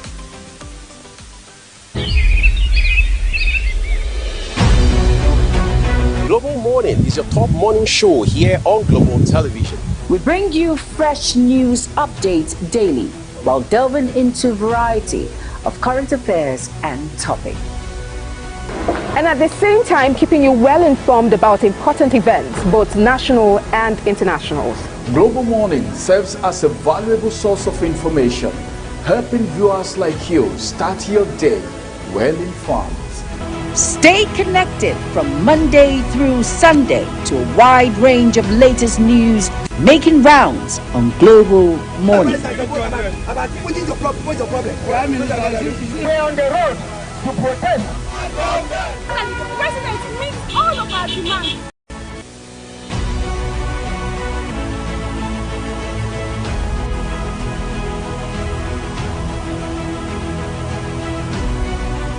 This is Global Morning.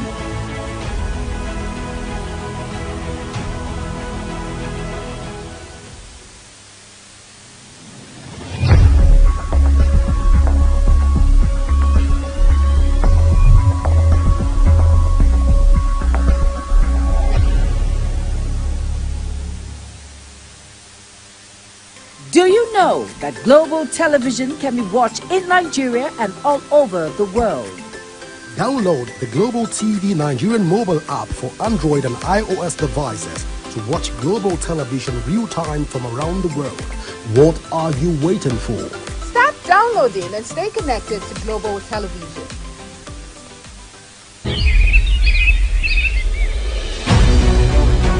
Global Morning is your top morning show here on Global Television.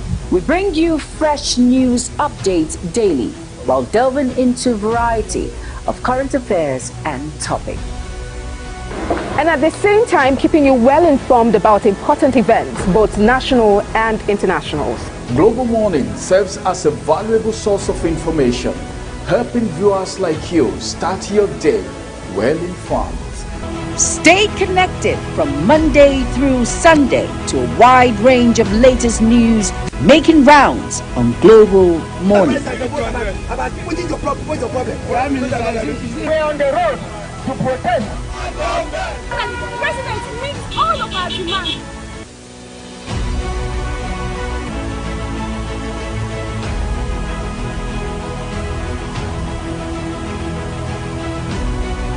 This is Global Morning.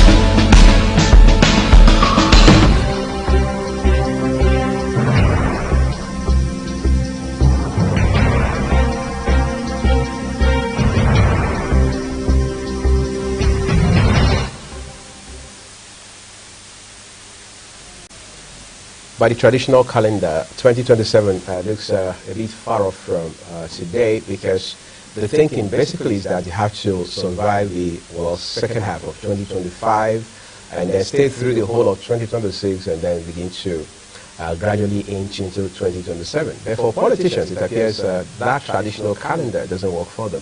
As it stands today, there's already politicking happening, even though we know officially the Independent National Electoral Commission, that is INEC, has not rung the bell, so to speak, for campaign to begin.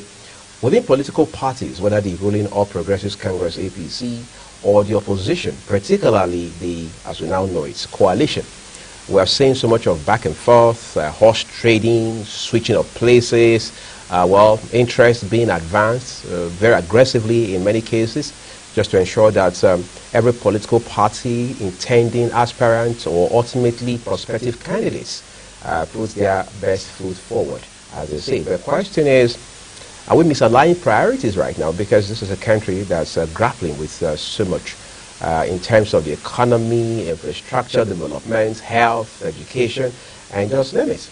In the middle of all this, for example, there are those who are concerned very genuinely President Bola Tinubu may not be paying as much attention to the business of governance, given that he also has a dog in the fight, so to speak, because he has to give himself, or if you like, create some competitive advantage for both himself and his APC going into the election in 2027. But again, we continue to watch the political drama as it unfolds. This morning, one of those who may not be playing a role in terms of being on the stage as part of the drama now, but is basically involved in whether you call it the script writing or the production or directing of the drama itself, the manner of speaking, is with us on the program this morning to talk to us about some of these most recent developments and what their implications are for not just politicking, but even for electioneering in our dear country, Nigeria. Chief Chibuna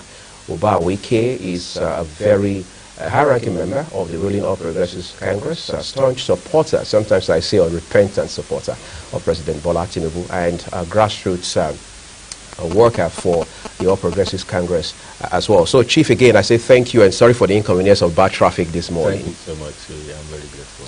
I'd like us to begin with, as it stands right now, the issue of opposition in the country. Of course, you happen to be maybe fortunate politically because you are not in the opposition, for example.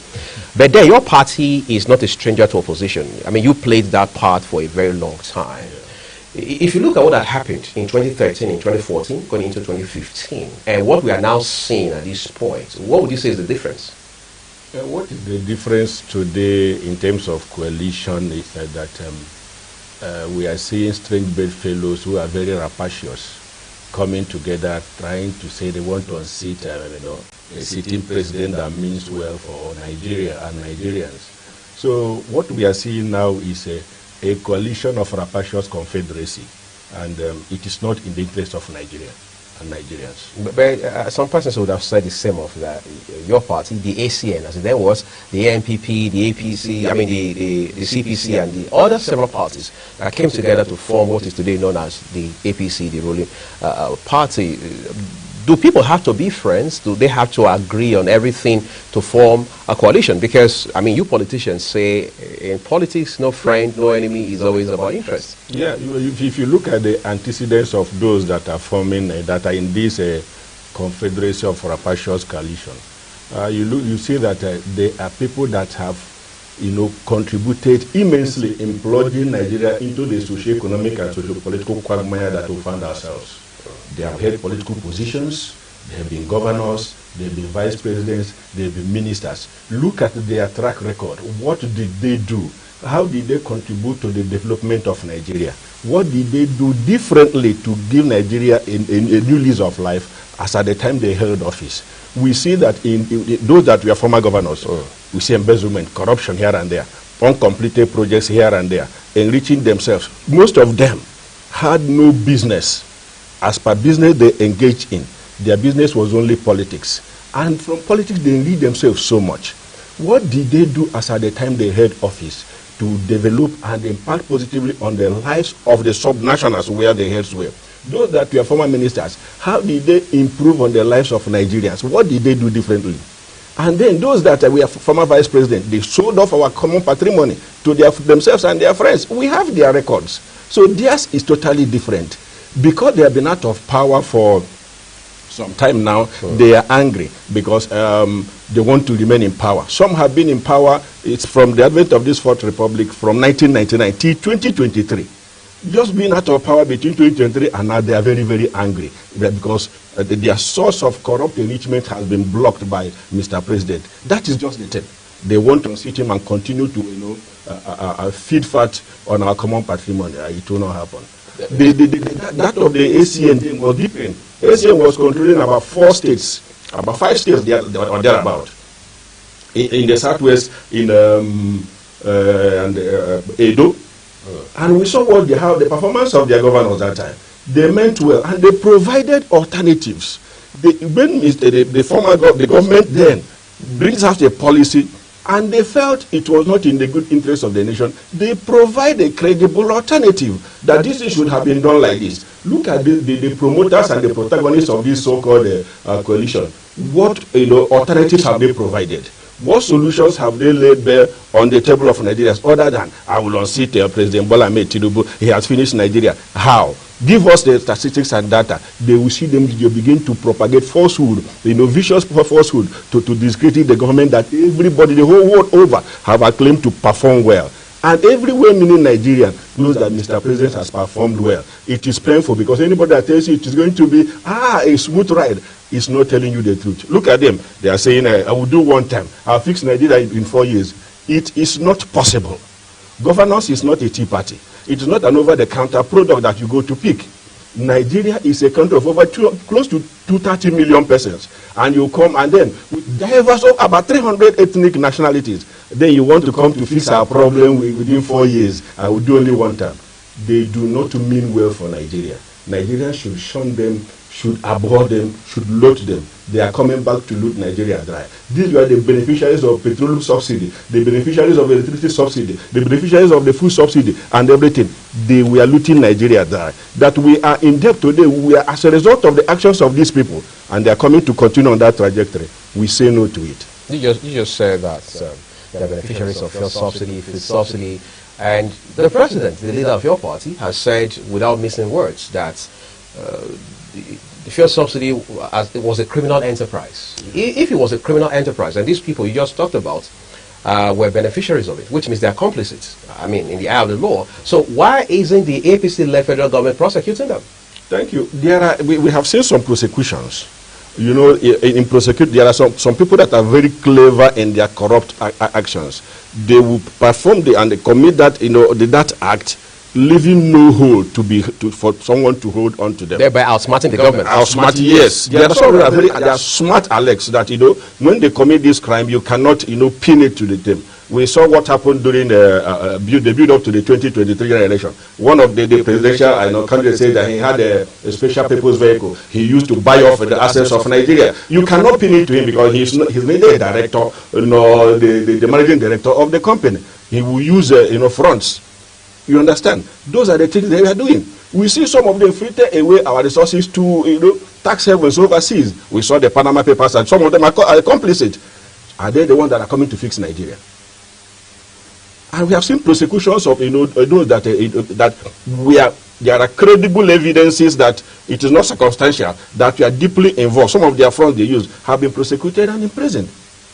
It is evident in your narrative a while ago that this coalition, which your party believes is going to crumble like a pack of cards, is using nothing better than propaganda. Yeah. But your party, the ACN as it then was very vehement about the use of propaganda. For example, Lai Mohammed was the spokesperson for the ACN back in the day, and we heard some of the things he said. The narratives in some cases were extremely unpleasant, for example. So isn't it just a question of the other side of the coin now? No. There is positive propaganda, there is negative propaganda. I don't know whether you understand. Maybe you want to explain that to our viewers. Positive propaganda, you bring out the issues, explain it, detail it, like what I said. If you say this policy of government is not good, you provide an alternative that should be better. and you propagate and promote that issue, disseminate the information to the people, that is propaganda, the positive one. Negative propaganda is the vicious one we are seeing from the rapacious coalition, discrediting every good policy of the government, but failing to provide any alternative. That is vicious propaganda. And that is what we are against. If you want to inform Nigerians or want to talk about issues, tell Nigerians how things are. Tell us, the whys and wherefores, so that we know which one to believe. Not fabricating lies, coming to postulate, as being a set. Meanwhile, you are a sepulcher. No, we Nigerians are wiser now. We say no to it. In the case of, we're seeing, for example, in the case of fuel subsidy, I'm having to single that out because essentially, by and large, that resonates with the everyday Nigerian, right? We're seeing Peter Obi, who was, of course, the flag bearer for the Labour Party in 2023, then former Vice President Atiku Abubakar, the candidate of the PDP in the same election cycle, come out to say that they commend President Bola Tinubu for the courage he had, the initiative he took to have suspended fuel subsidy payments. However, they said it was brash, it was aggressive, it was more like something that had not been given so much of thought to. So when they say that, won't you say, well, yes, they are being constructive in their criticism. What more do you want them to do? They are not being constructive. Previously, they opposed, during their campaign period, during the campaigning, the electioneering campaign, they said we are going to remove fuel subsidy from day one. P2B, you mentioned, said he was going to remove fuel subsidy from day one. Atiku said he was going to remove fuel subsidy from day one. Now, the way and method you are going to remove it, my own way and yours will never be the same. If you are saying that the way Mr. President removed the fuel subsidy was brash, it was harsh, whatever, remember, they have said that fuel subsidy is a criminality. Now, a malignant cancer needs a drastic surgery. Fuel subsidy was a malignant cancer eating into the fabric, deep into the fabric of Nigerian life and the economy. And it needs a drastic surgery. And it needs a professional surgeon general to be able to perform that surgery. And that was why Mr. President had to take that action at the time he took the action. If not, maybe today we'll be talking about, we'll be like Zimbabwe or any of these nations. Well, we may not be just like Zimbabwe right now, but we don't look good in the index of African economies right now. At the point we're number one. Of course, you've been following the indices the entire time, but today we're not even anywhere close to that. A lot has happened, a lot has changed. GDP has plummeted very significantly, but we don't want to have, go into all those rigorous details this morning. But again, let's talk about the idea about opposition. It appears for the most part, our politicians, the political class as we call them, are yet to understand exactly what opposition should be like. Your party, while in opposition, doesn't seem to have shown the right example as well, and the bulk of those people today had either been at your party at some point in time or also maybe copied a part of your model to be doing whatever they are doing today. What is wrong with the way we play opposition politics? I disagree with that. When my party was in the opposition, I keep saying it, they bring out issues, discuss issues, provide alternatives as to this is the way this thing should have been done for the betterment of Nigeria and Nigerians. That is not what we are seeing today. What we are seeing today is name-calling, abuses, insults. I brought him to power, I will remove him. They have never addressed any issue, and then they will fabricate lies and begin to propagate it for people to, look at the government in bad light. But that is not what my party, was doing when they were in opposition. So ours is totally different. What they are doing, they did not learn from our party.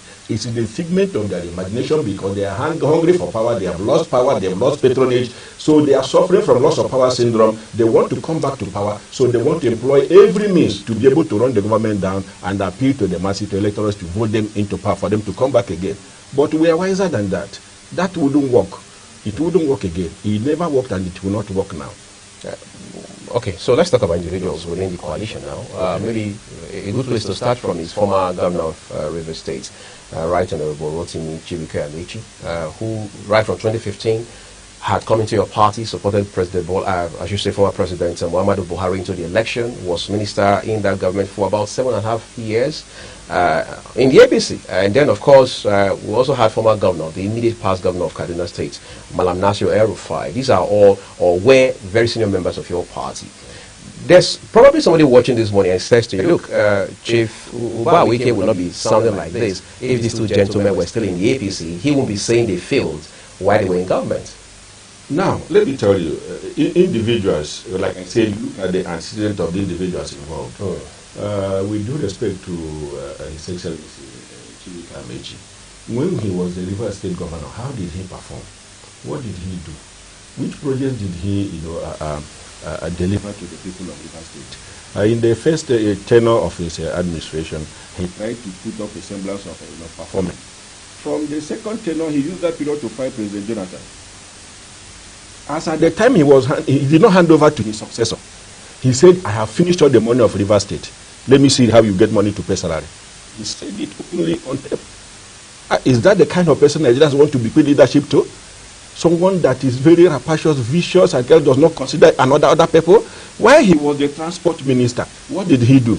We are talking about debt. He was negotiating Chinese debt and getting them and doing railway revolution and things like that. Where are those railways that they running to? Your party speak up against I am coming. Yes, they will not come out openly to begin to disparage them. There is a medium of transmitting information and advice as members of the party. Yet he was not fired. It behoved the man that was at the head of affairs there, the president. So the way they served the man that was administering Nigeria at that time, who was not in charge of the government, I've said it time and again here, he was not in charge of his government, he was not superintending his appointees. Former President Buhari. Yes, they were doing things the way they want. That was how they got Nigeria deeper and deeper into this quagmire of socio-political and socio-economic crisis that Mr. President is trying to extricate us out of. So how did he perform as the minister? Those projects he said we were doing this, that he was called, in quote, a super minister. Where are they cited? Was it evenly spread?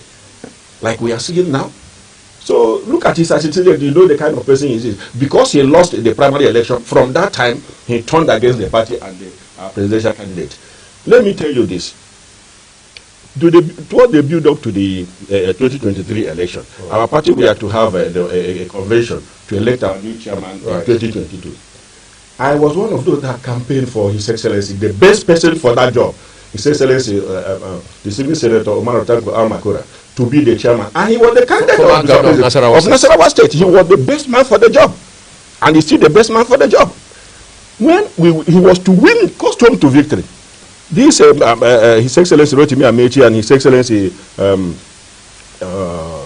the former Nasir El-Rufai, went to Mr. President and told him that if you allow this man, Al-Makura, to emerge, he will hand over the ticket to His Excellency Asiwaju Bola Ahmed Tinubu. Don't allow him. And Mr. President then bought the idea, and they brought in Abdullahi Adamu to hand the ticket over to His Excellency Chibuike Amechi to be the presidential candidate and therefore to deputize him. So whose plot was that to front Amechi? Whose idea was it? It was the idea of the cabal within the administration of former President Buhari. And now, when they brought in Abdullahi Adamu, that was how His Excellency Omar Otanko Al-Makura lost out. It was when every party, sincere party member was not happy that they brought in His Excellency Abdullahi Adamu. Now, to do their bidding, the man now betrayed them as well, brought in Ahmed Lawan. They now, but that was when the final turnout, you say, he's running around against, running around the northern governors to support a southerner, because their plan failed. As I'm talking to you today, my party needs a new chairman. And the best man for that job is His Excellency Omar Otanko Al-Makura. If he becomes the chairman of our party, those internal sabotage we have been experiencing will be over, because he has the competence, he has the capability, he is experienced in handling party affairs. He was the youth leader of MPN in 1979. He was a state chairman then, and then before he got into this Fourth Republic dispensation, he has been a businessman. He has, made it before he got into politics. He's not someone you can easily buy over with money. Like we see what happens. He's the best man for the job, an administrator, an educationist, an entrepreneur. That our party needs a man that has that kind of his capability to unite everybody, sustain the gains, and secure the future for the party. So these people that are coming now posturing, they are the ones, or they were the ones that caused the problem we are facing. And because they have been cut off from the source of power and the source of those feudal lock of power, they are angry. They want to remain in power and continue to plunder Nigeria. We will not allow them to do that. I mean, is it possible, Chief, to deduce from this your remark that, well, it's possible President Bola Tinubu, who there was a candidate of your, I mean, well, an aspirant of your party, right, to say, okay, look, I mean, you had worked against me going into the election, but then your plot failed. I mean, talking to former governor of Kaduna State, El-Rufai now, to say, look, well, my way of grinding an axe with you or taking a pound of flesh is to ensure that you don't get a ministerial appointment. Could that be a way of evening up when he got to the Senate and it was turned down? No, far from it. To show you how magnanimous Mr. President is, President Bola Ahmed Tinubu, he told El-Rufai to work with him, after he has won after the election, to work with him.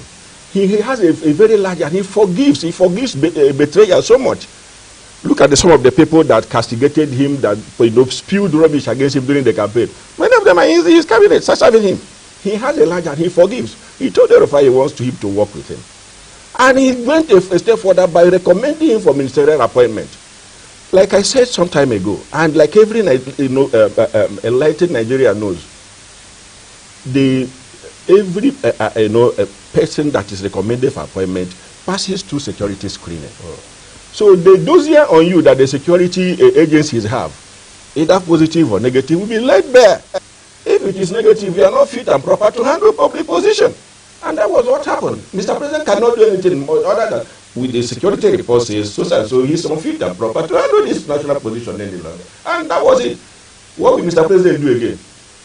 He has done what he's supposed to do, fulfilling his promise that he wants to work with him. So does that obliterate the theory that, I mean, as we say, I mean, our people have an adage that says, you sent me on an errand to get salt and you also induce rain? No, Mr. President did not do that. Mr. President did everything to ensure that he passes a Senate screening, but the security report against him was damning. Nothing Mr. President can do. Well, let's talk about damning for a second, Chief. I mean, the 2022 events in your party, whether the Congress and all of the politicking that happened into 2023, did damage your party to an extent. Talk to us about the magnitude of that damage.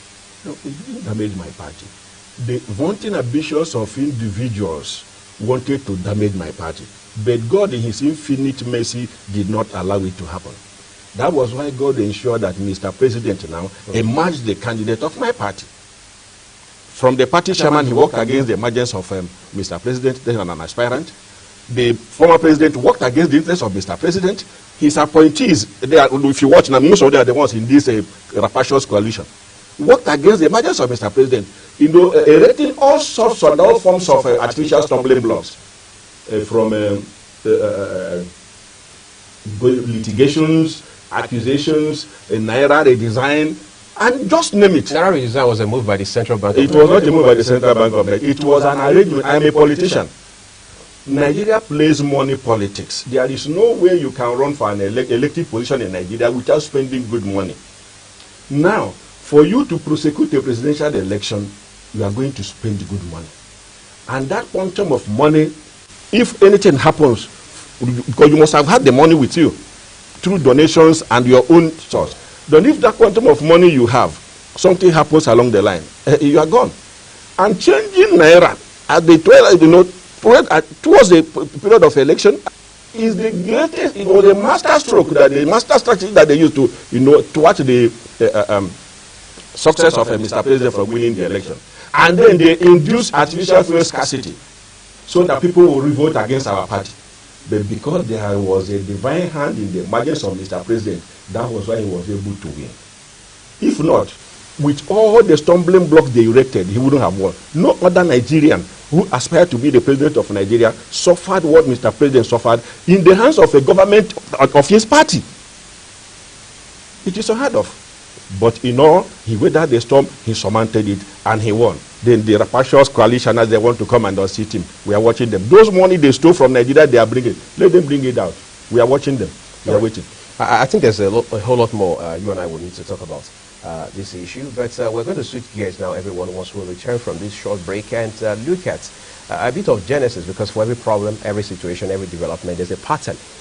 What exactly are some of those elements have led the APC and indeed this government to where it is today? We'll talk about those and a lot more when we return from this break. Please stay with us.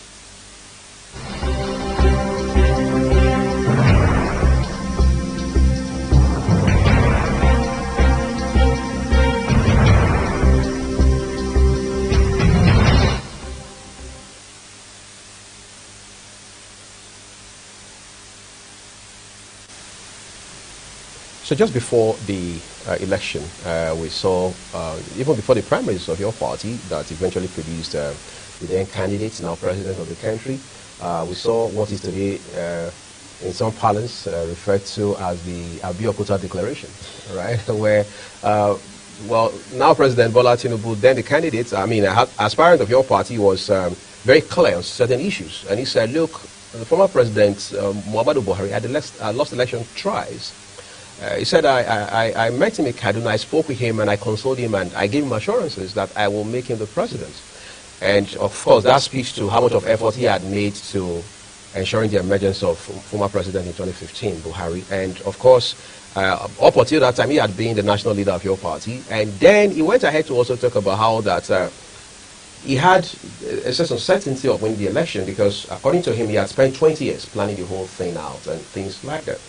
One would have thought for the then candidates, Bola Tinubu, to have made such an effort to ensuring that former President Buhari emerged. It means there was a bit of, if you like, relationship between both of them. There was some amount of confidence he had in the former president. At what point did things go sour between them that somebody that he had been a benefactor to would work against his own interests?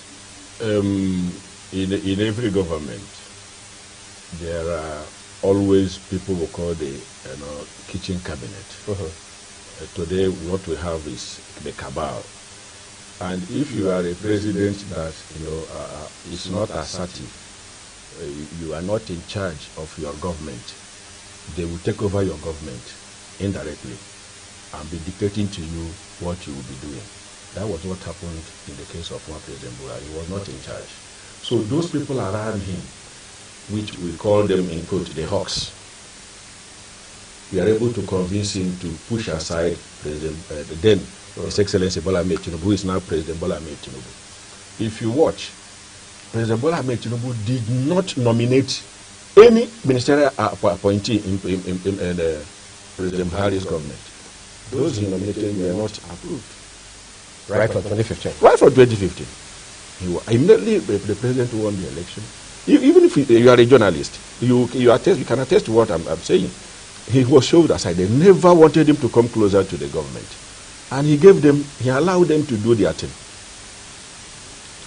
If he was allowed to be closer to the government and contribute to, in terms of advising Mr. President on, the policies and programs he will carry out, I think it would have been like that. But those people around Mr. President, they cabal, push him aside. We don't want to do anything with him. Don't magnify him.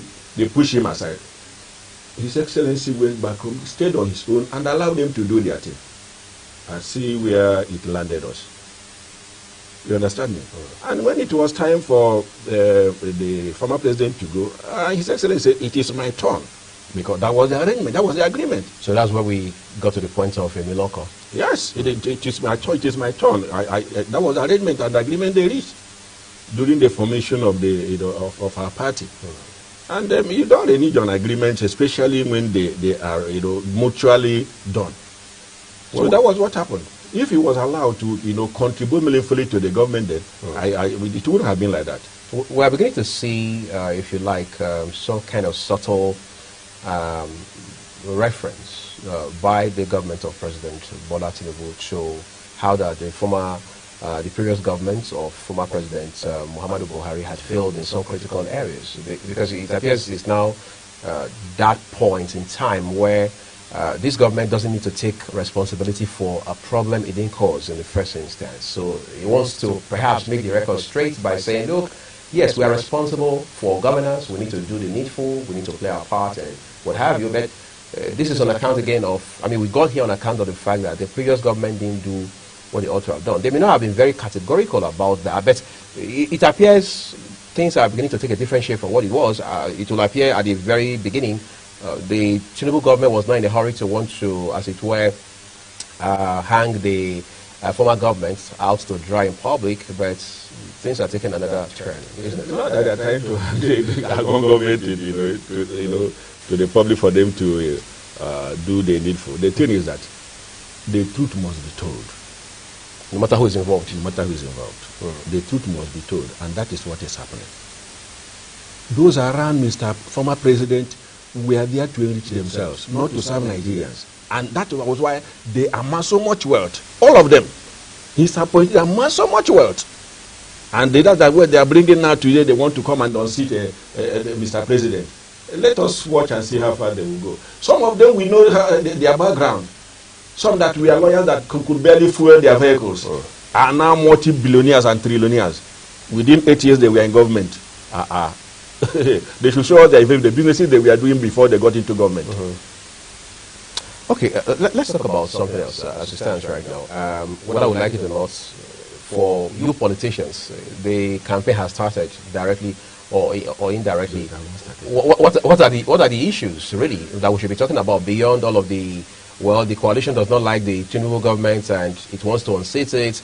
And the Tinubu government said, look, the coalition is not a threat to us. The election is just going to be a walk in the park. And what are the issues that should be focused on at this point in time? The issues are the economy.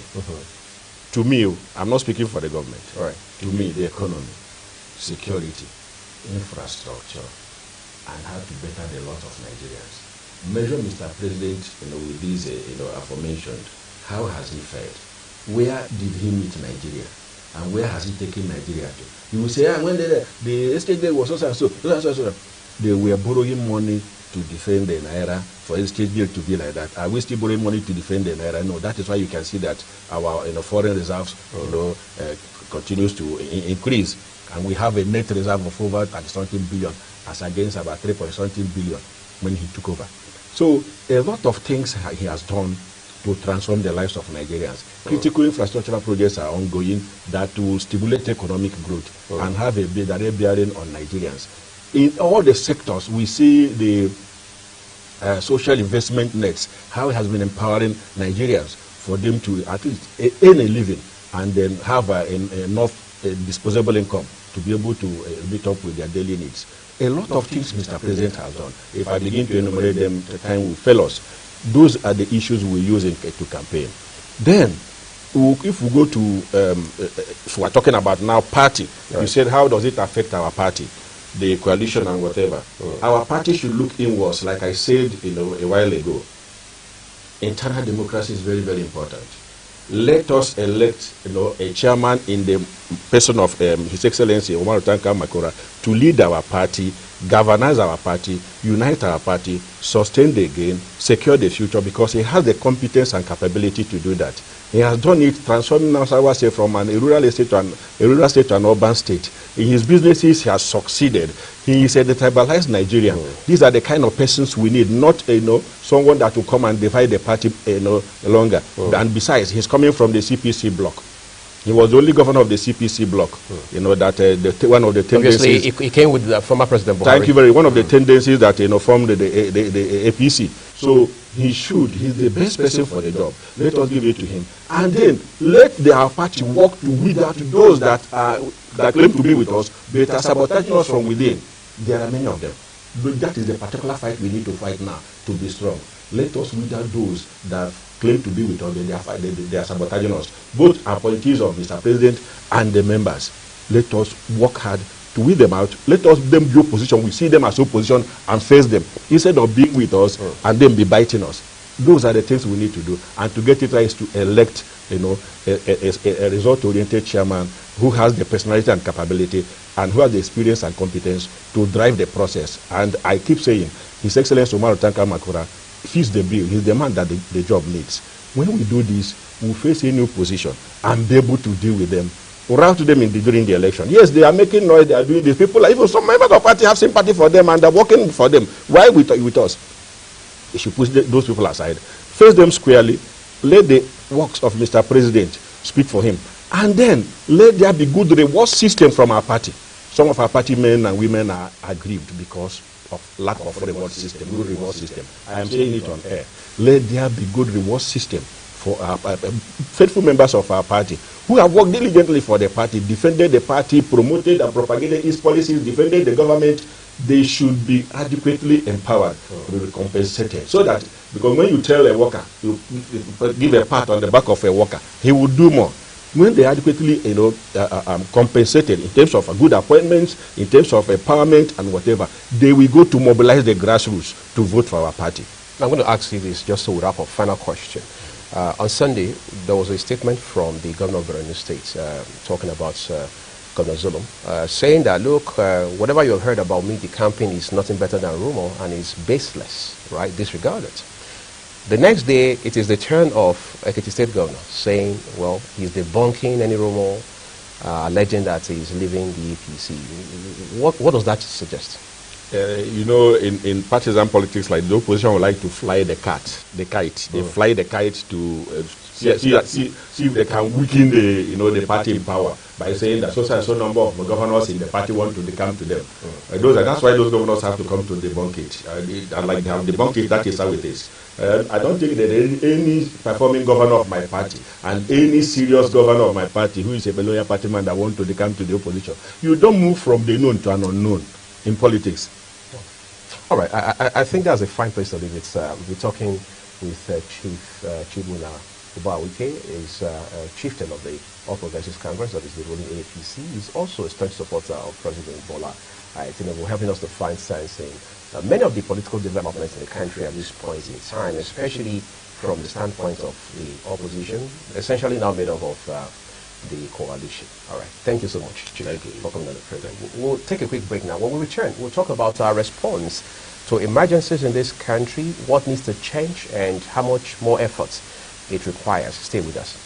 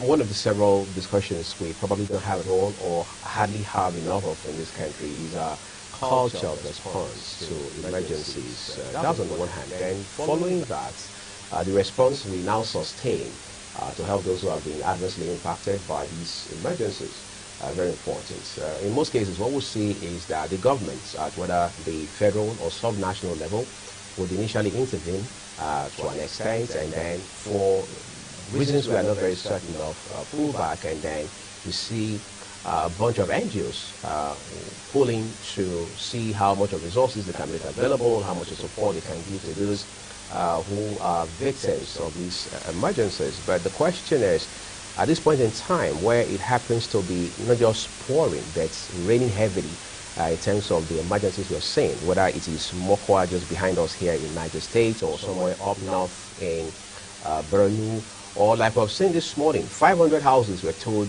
destroyed by a flood or washed away, perhaps is the better term, in Kogi State, twice that number, 1,000 in Northwest Kano State, for example.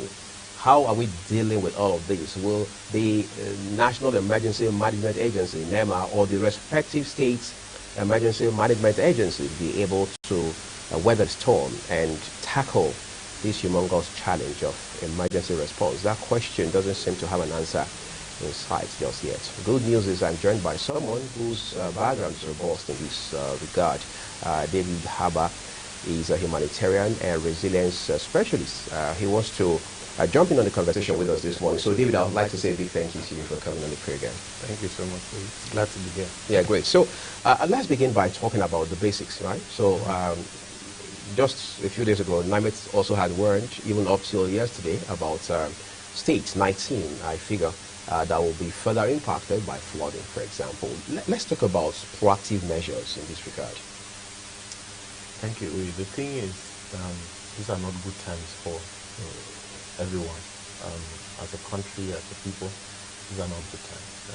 At this point, when we are facing significant economic challenges, we are also facing very significant humanitarian emergencies. We talk about floods, we talk about conflict and the likes.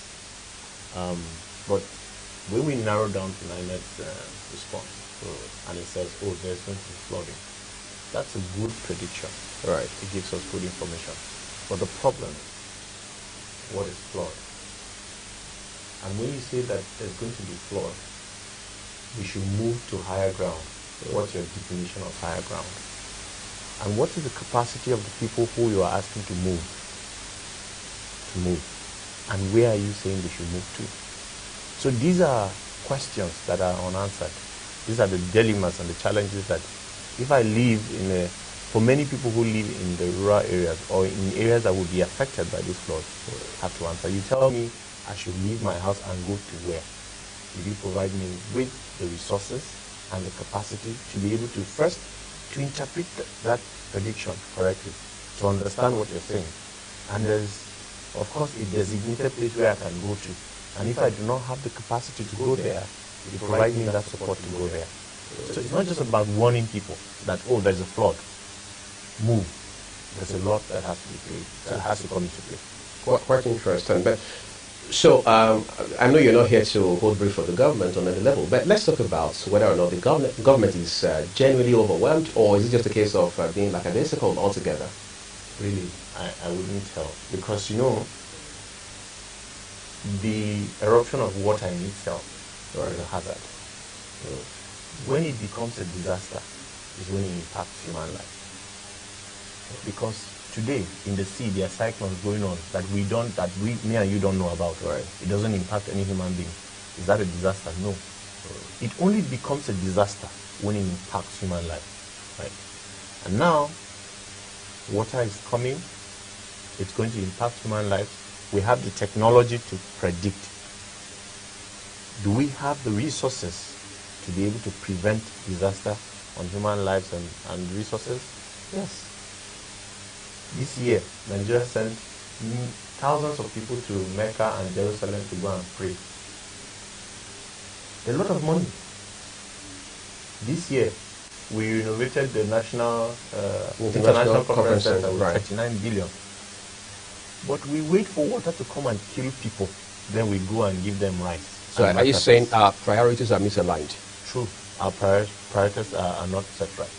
We are not dealing with the issues of emergencies correctly. Right, okay, so let's maybe do a flip now and talk about the non-governmental organizations, whether the local ones or those that are international and all of that. I'm not going to ask you if they are doing enough, because there's a reason it's called non-for-profit. But in all, how far-reaching are those efforts that they are making real time on the ground? To be honest, the situation will be worse without these non-state actors. I work with a non-governmental organization myself. This is not our responsibility. We are there to support government, but we are not there to take 100% of the burden. But I tell you, if you go to the many places where we have intervened, I'm just coming from Benue. Last year we were in Jigawa, and in Kaduna, in Kogi. If you go to those places, they will tell you that government response is not at par. That government, they see government come and talk to them and tell them the things that they will do. But they don't do it. And so we need to put these things in perspective. There is preparedness, which is part of prediction, building capacity, ensuring prepositioning, ensuring that people do not get adversely impacted. And there's response. When they are impacted, what do you do? So water has come and my whole house has been washed away, my livelihood has gone, and then you give me 100,000 or you give me a bag of rice. That is not a commensurate compensation or support. So our priorities are not right, our resources are not going to the right places. And it's unfortunate that at this time we are entering the campaign season. So what you find on the lips of people is about politics, about who wants to contest, who doesn't want to contest, which platform. And so it clearly tells you that the priority for many of our leaders is not to serve the people that they claim they are elected or put in power to serve. So, in places like Nigeria, for example, we have the Federal Ministry of Environment with agencies under it whose mandates basically cover, well, let's say, responding to emergencies like we're talking about now. Then add to that the fact that each state across this country, all 36 of them, including the FCT, also have their own ministries of environment, public utility, blah, blah, blah, blah, blah. And then you have the different state emergency management agencies, and you have the NEMA, for example, which is an agency of the federal government. With all of these put together, I mean, this is institutional in itself. What are we missing still? So we need to look at the institutions that have been put in place. Look at the capacity within those institutions. Look at the resources that are allocated to them. I can tell you that if you do an analysis of the Ministry of Humanitarian Affairs, for instance, or the Ministry of the National Commission for Refugees and Migrants, if you do an analysis of their budget, you'll see that they are grossly underfunded. You will also see that the areas where we have allocated resources do not prioritize emergencies. And the other thing that you also realize that even in the midst of an emergency, there is no emergency on our side. Because I expect that, for instance, if there's an emergency, you hear houses of assembly saying that, oh, there is an emergency. We had anticipated to put money in rehabilitating street lights or doing. Can we take that money now and serve the people? No, because that's a contract. It's a compensation for somebody. You expect that government officials who are on holiday will be rushing back or coming back because their communities are impacted. So these institutions are there, but many times these institutions are not funded, they are not capacitated enough to respond. So when there are emergencies like this, what you see is government institutions reaching out to organizations like me and saying, come and support. Quite disturbing. But Nigeria again is not having the best of times, apparently. You have up northeast part of the country, for example, dealing with a lot of insurgency. You go to the northwest belt of the country, it's banditry and banditry among banditry. Then you come to places like the plateau, you go to Benue, these clashes, one clash after the other, and then you now have natural disasters like flooding and what have you. How do all these phenomena complicate this conversation we're having? So I just wanted to also correct that it's not I don't believe that there's anything like natural disasters. You have hazards, and then when it becomes a disaster, it's man-made because someone who should have done something failed to do what they failed in their responsibility. Yes, that is when it becomes man-made. Because just like I said, if there's a flood coming, and you can predict, you also have the capacity to stop that disaster from adversely impacting human life. Of course, this is a big political conversation around whether it's natural or human. But just to say that these are challenges, and unfortunately we are not in good times, like I earlier said. Conflict, man-made disasters across the country, as you mentioned. If you look at the northeast, the northwest and north central, I think that we need more political will. Right? Of course, we appreciate what the security agencies are doing, but we need more political will. I'll give you an example of what's happening in the Middle Belt. So, some persons, known or unknown, attack a community and displace them, and our government's response to that is distributing rice. And when they displace them, they don't run away. The unknown people occupy the land. They are there. They are sophisticated, armed, but our government response is to go to the IDP camps and distribute rice. So there's a disconnect there between what is said and what is being done. Of course, this is not something we can explain with words easily. But what, as a person, I do not see enough political will. Case in Benue, let's say there are intelligence out there that you were warned that people are coming to kill others. You had that intelligence. That is where it's not a natural disaster. That is where it becomes man-made. Because you were told, you are aware. So you had that window to intervene? To prevent. It is preparedness. 3 days you had this information and no one did anything until it happened. Then we all went to air and we went and started making donations. I'm not sure that is enough to will. Let's talk about interagency collaboration. I mean, you talked about Ministry of Humanitarian Affairs, the disaster management a while ago. I mentioned NEMA, and then of course across the states and all of that. Are we synergizing enough? Are we synergizing at all in light of this conversation in front of us? I would say to a great extent, and things are happening in terms of intelligence between government, but there's still a lot of lack of clarity among the roles. In terms of mandates? Yes, in terms of mandates. NEMA, NCFMI, the ministry itself, the SEMAS. I think there can be improved coordination, there can be improved capacity, there can be improved intelligence collaboration in terms of intelligence sharing and eliminating. Because you go to a typical IDP camp, for instance, SEMA is what SEMA distributes rice today, NEMA comes and distributes rice. It's not like they're utilizing the same distribution list in some cases. Everyone has a list by themselves. Everyone wants to do the same thing.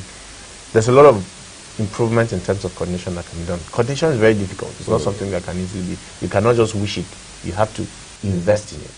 Someone needs to take the lead. Someone needs to, the others need to submit to coordination. That's the other problem. Many times we do not submit to coordination. So if they say the Ministry of Humanitarian Affairs is the coordinating entity, for instance, people would not submit to that coordination. So it becomes difficult to coordinate. So yeah, these are the challenges of interagency collaboration. But of course, it starts from in clear definition of who leads, who are component members of that coordination structure, and then it becomes easier. But without this clear definition, it's a problem. Well, we're seeing some states, especially again up north, that say, look, it's high time we shut down IDP camps, all right? And then in the case of Benue, I mean, I should say Borno State in particular, I was seeing Governor Zulum say, look, we are resettling this number of IDPs. As of Sunday, that number was already hitting 5,000, for example. I mean, going by the statement released by the Commissioner for Information and Internal Security in that state, Mr. Tar. Is that indicative of an improvement in how we manage, aftermath of whatever it is, emergencies? So truth be told, Governor Zulum has a plan. He's a very hardworking and dedicated governor, and he's been doing his best. You can see I've had interactions with him, and you can see that he's very passionate about returning Borno to the pre-conflict days of Borno, and ensuring that it becomes a prosperous state, as it ought to be really. And of course, we must recognize the strides. closing camps and returning people to their homes. Of course, for me as a humanitarian, one thing I would always say is that we must ensure that when we return people, we return them to where it's safe, and when we return people following best practices, following humanitarian principles, ensuring that return is voluntary, that you are not essentially forcing people to go back.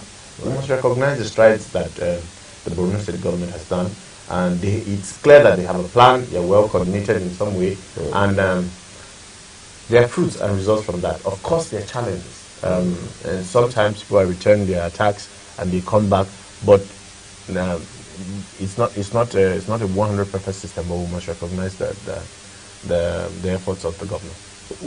Let's talk about the issue of best practice, for example. Who midwives that process to ensure that there's adherence, as it were, to, if you like, compliance to best practice? It's a community. The community has to agree that this is a best practice. We need to come together and say, okay, this is a promising practice. What this organization or this person has done, or this initiative, sort of has it's a promising practice. It does offer a good way to do it. And if we agree that this is a good way, then we all adhere, or we try to stick to it. For humanitarians, many of these principles have come decades, many years of implementation, and they've gone through tested principles. For instance, the principle of voluntary return. Right. You have to ensure that people are willing to go back. You cannot force people. People can decide to be where they want to be, so long as they have the right to be there. You cannot force people to go back into areas where they feel unsafe. So these are I would say community agreed principles. All right. So let's tie things up real quick, Dave. Do we have policy gaps regarding how we respond to emergencies? Do we need an act of parliament to turn the tide for the better? Two things. The first thing is that I think that with what we have on ground in terms of policies, the guidelines and all of that, right, we have a sufficient direction to be able to help us to significantly reduce issues of disasters, but also to help us improve in managing this. But of course, there's room to improve on some of these policies, because times are changing, right? I remember when I moved to the Northeast in 2016, my friends who told me that, are you mad? What are you going to do there? Today, they cannot go to their villages. On account of the volatility at the time, I guess. No, I moved for work. But friends who told me that you are mad, is there no work anywhere else? They cannot go to their villages in Anambra, they can't go. They felt those areas were safe. At that time? At the time. So you see, it comes around in one way or the other. What I'm saying is that the context is changing, and we need to keep adapting these policies and these plans to the realities of the time. In this way, we are ahead of the game. But I also do agree, like I stated earlier, that what we have is sufficient to significantly help us do better. As we make progress. Yes, unfortunately, what we need is political will and the leadership of government. And that's why all eyes must be on government. We must push the government to act. We must mobilize people. People who are in conflict need to get up and act. They need to ask government questions. Because the amount of resources that this country has, it is unrighteous for her citizens to be in the IDP camps, in the conditions that they are. Right.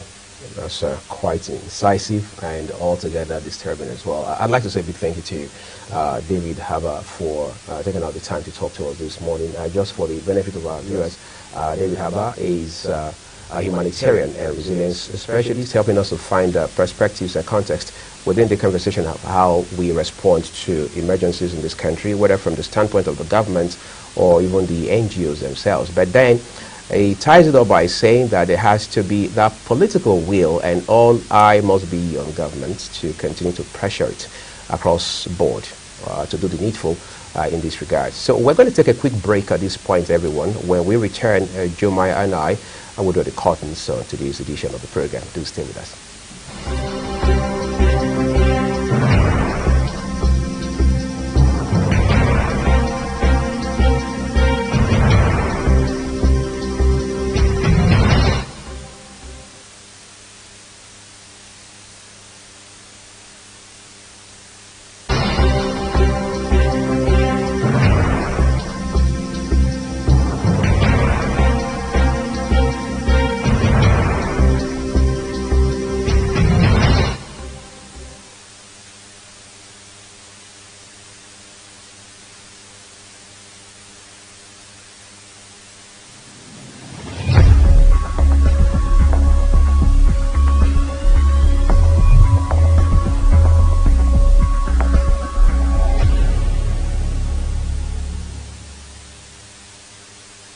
Do you know that Global Television can be watched in Nigeria and all over the world?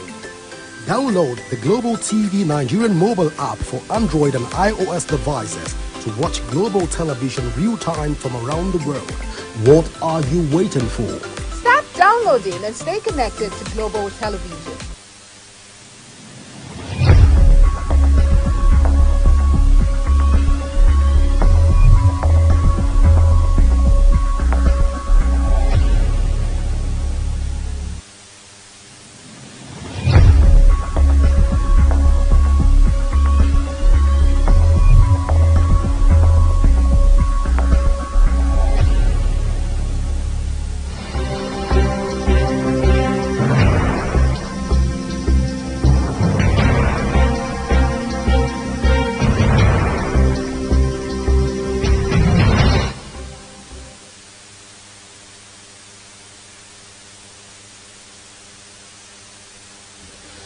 I'm very sure this issue of how we respond to disasters, whether it's the communities that have been impacted adversely themselves, government, federal, state, or local, international, non-governmental organizations, or the local ones, it will matter how we find the will to do the right thing. That's something David Harbour just said a while ago, which is quite instructive, when he mentioned that we need political will. And he added to that by saying we already have enough laws and guidelines today. The term he used specifically was sufficient. All right, he says we have sufficient laws and guidelines to help us achieve so much in terms of how we respond to emergencies. Before that, he had also talked about how that in most cases the priorities of government are misaligned. For example, when flooding happens and washes away homes and livelihoods, common sense tells us that human lives have been impacted. In some cases, you have casualties. Therefore, it becomes a matter of life and death, which also means that government must understand the necessity of putting your money where your mouth is, and they say. The question is, have we been doing that the whole time? The answer is obvious, no, we haven't been doing that. Yeah, and it's, like I said, it's very unfortunate that this is where we are at the moment, but hopefully it gets better. Yes, being misaligned, very, very true. But sometimes you have to consider what is at stake. Lives first, before any other priority. That's the first thing, because if you attend to other priorities, individuals who are non-existent, how would they occupy such? So it's very important that we understand the need for life, and then every other thing will follow. And that political will, very important. I think it needs a restructure in that particular area. And as an individual, for as much as, yes, we should hold government accountable, but we must press further to ensure that government, they do the needful when it comes to these areas. And like I said, precautionary measures, we keep going back and forth on this matter. We know that rainy seasons, there will be flood, there will be a lot of washaways, there will be a lot of disasters, lives. These are the occurrences that have happened. So we have it in the back of our minds that how do we eliminate or douse it down a bit to the barest minimum. It's very important we have that at the back of our minds, and individuals who are involved should do the needful in accountability, and of course taking that responsibility as a sole aim of curbing this particular issue at hand in which we find ourselves. Apparently this whole thing still boils down to leadership in all. Speaking of leadership, there have been projects in places like Edo and Delta that have drawn so much of criticisms. For example, in Edo State, there's one of such projects is the overhead bridge, so flyover, they call it. Yeah, the flyover that's now being built by the governor, Monday Okpebolo. And you have a bit of replication in Delta State. We understand Governor Sheriff Oborowori is also constructing his own kind of flyover. And Deltans, for the most part, the news says, are not comfortable with our project because they say there are more pressing needs that should be met or attended to. No matter what side of the divide you belong, I think the conversation really is about how people who have been trusted with public office and resources, of course, to be in sync with their people, those they are in office, whether appointed or elected to serve. I mean, if people say, for example, our most pressing basic or social amenity is a hospital or if you like, a health facility of any kind, regardless of the name, you can't be giving them a market. If you do that, it means you are usurping power or your authority or office. It also means that you do not take into cognizance what their real needs are. So are we going to be constructing flyovers because maybe former governor of River State, Wike, had done several of them back in the day when he was chief executive of that state? Or are we doing them from altruism, from a place of knowing that, look, this is what my people need, and I've got to make it happen for them? It's also possible that these are some sort of white elephant projects, or we just want to make a political statement for the optics. Yeah, exactly. You just spoke in my mind, Uyi, when it comes to these issues.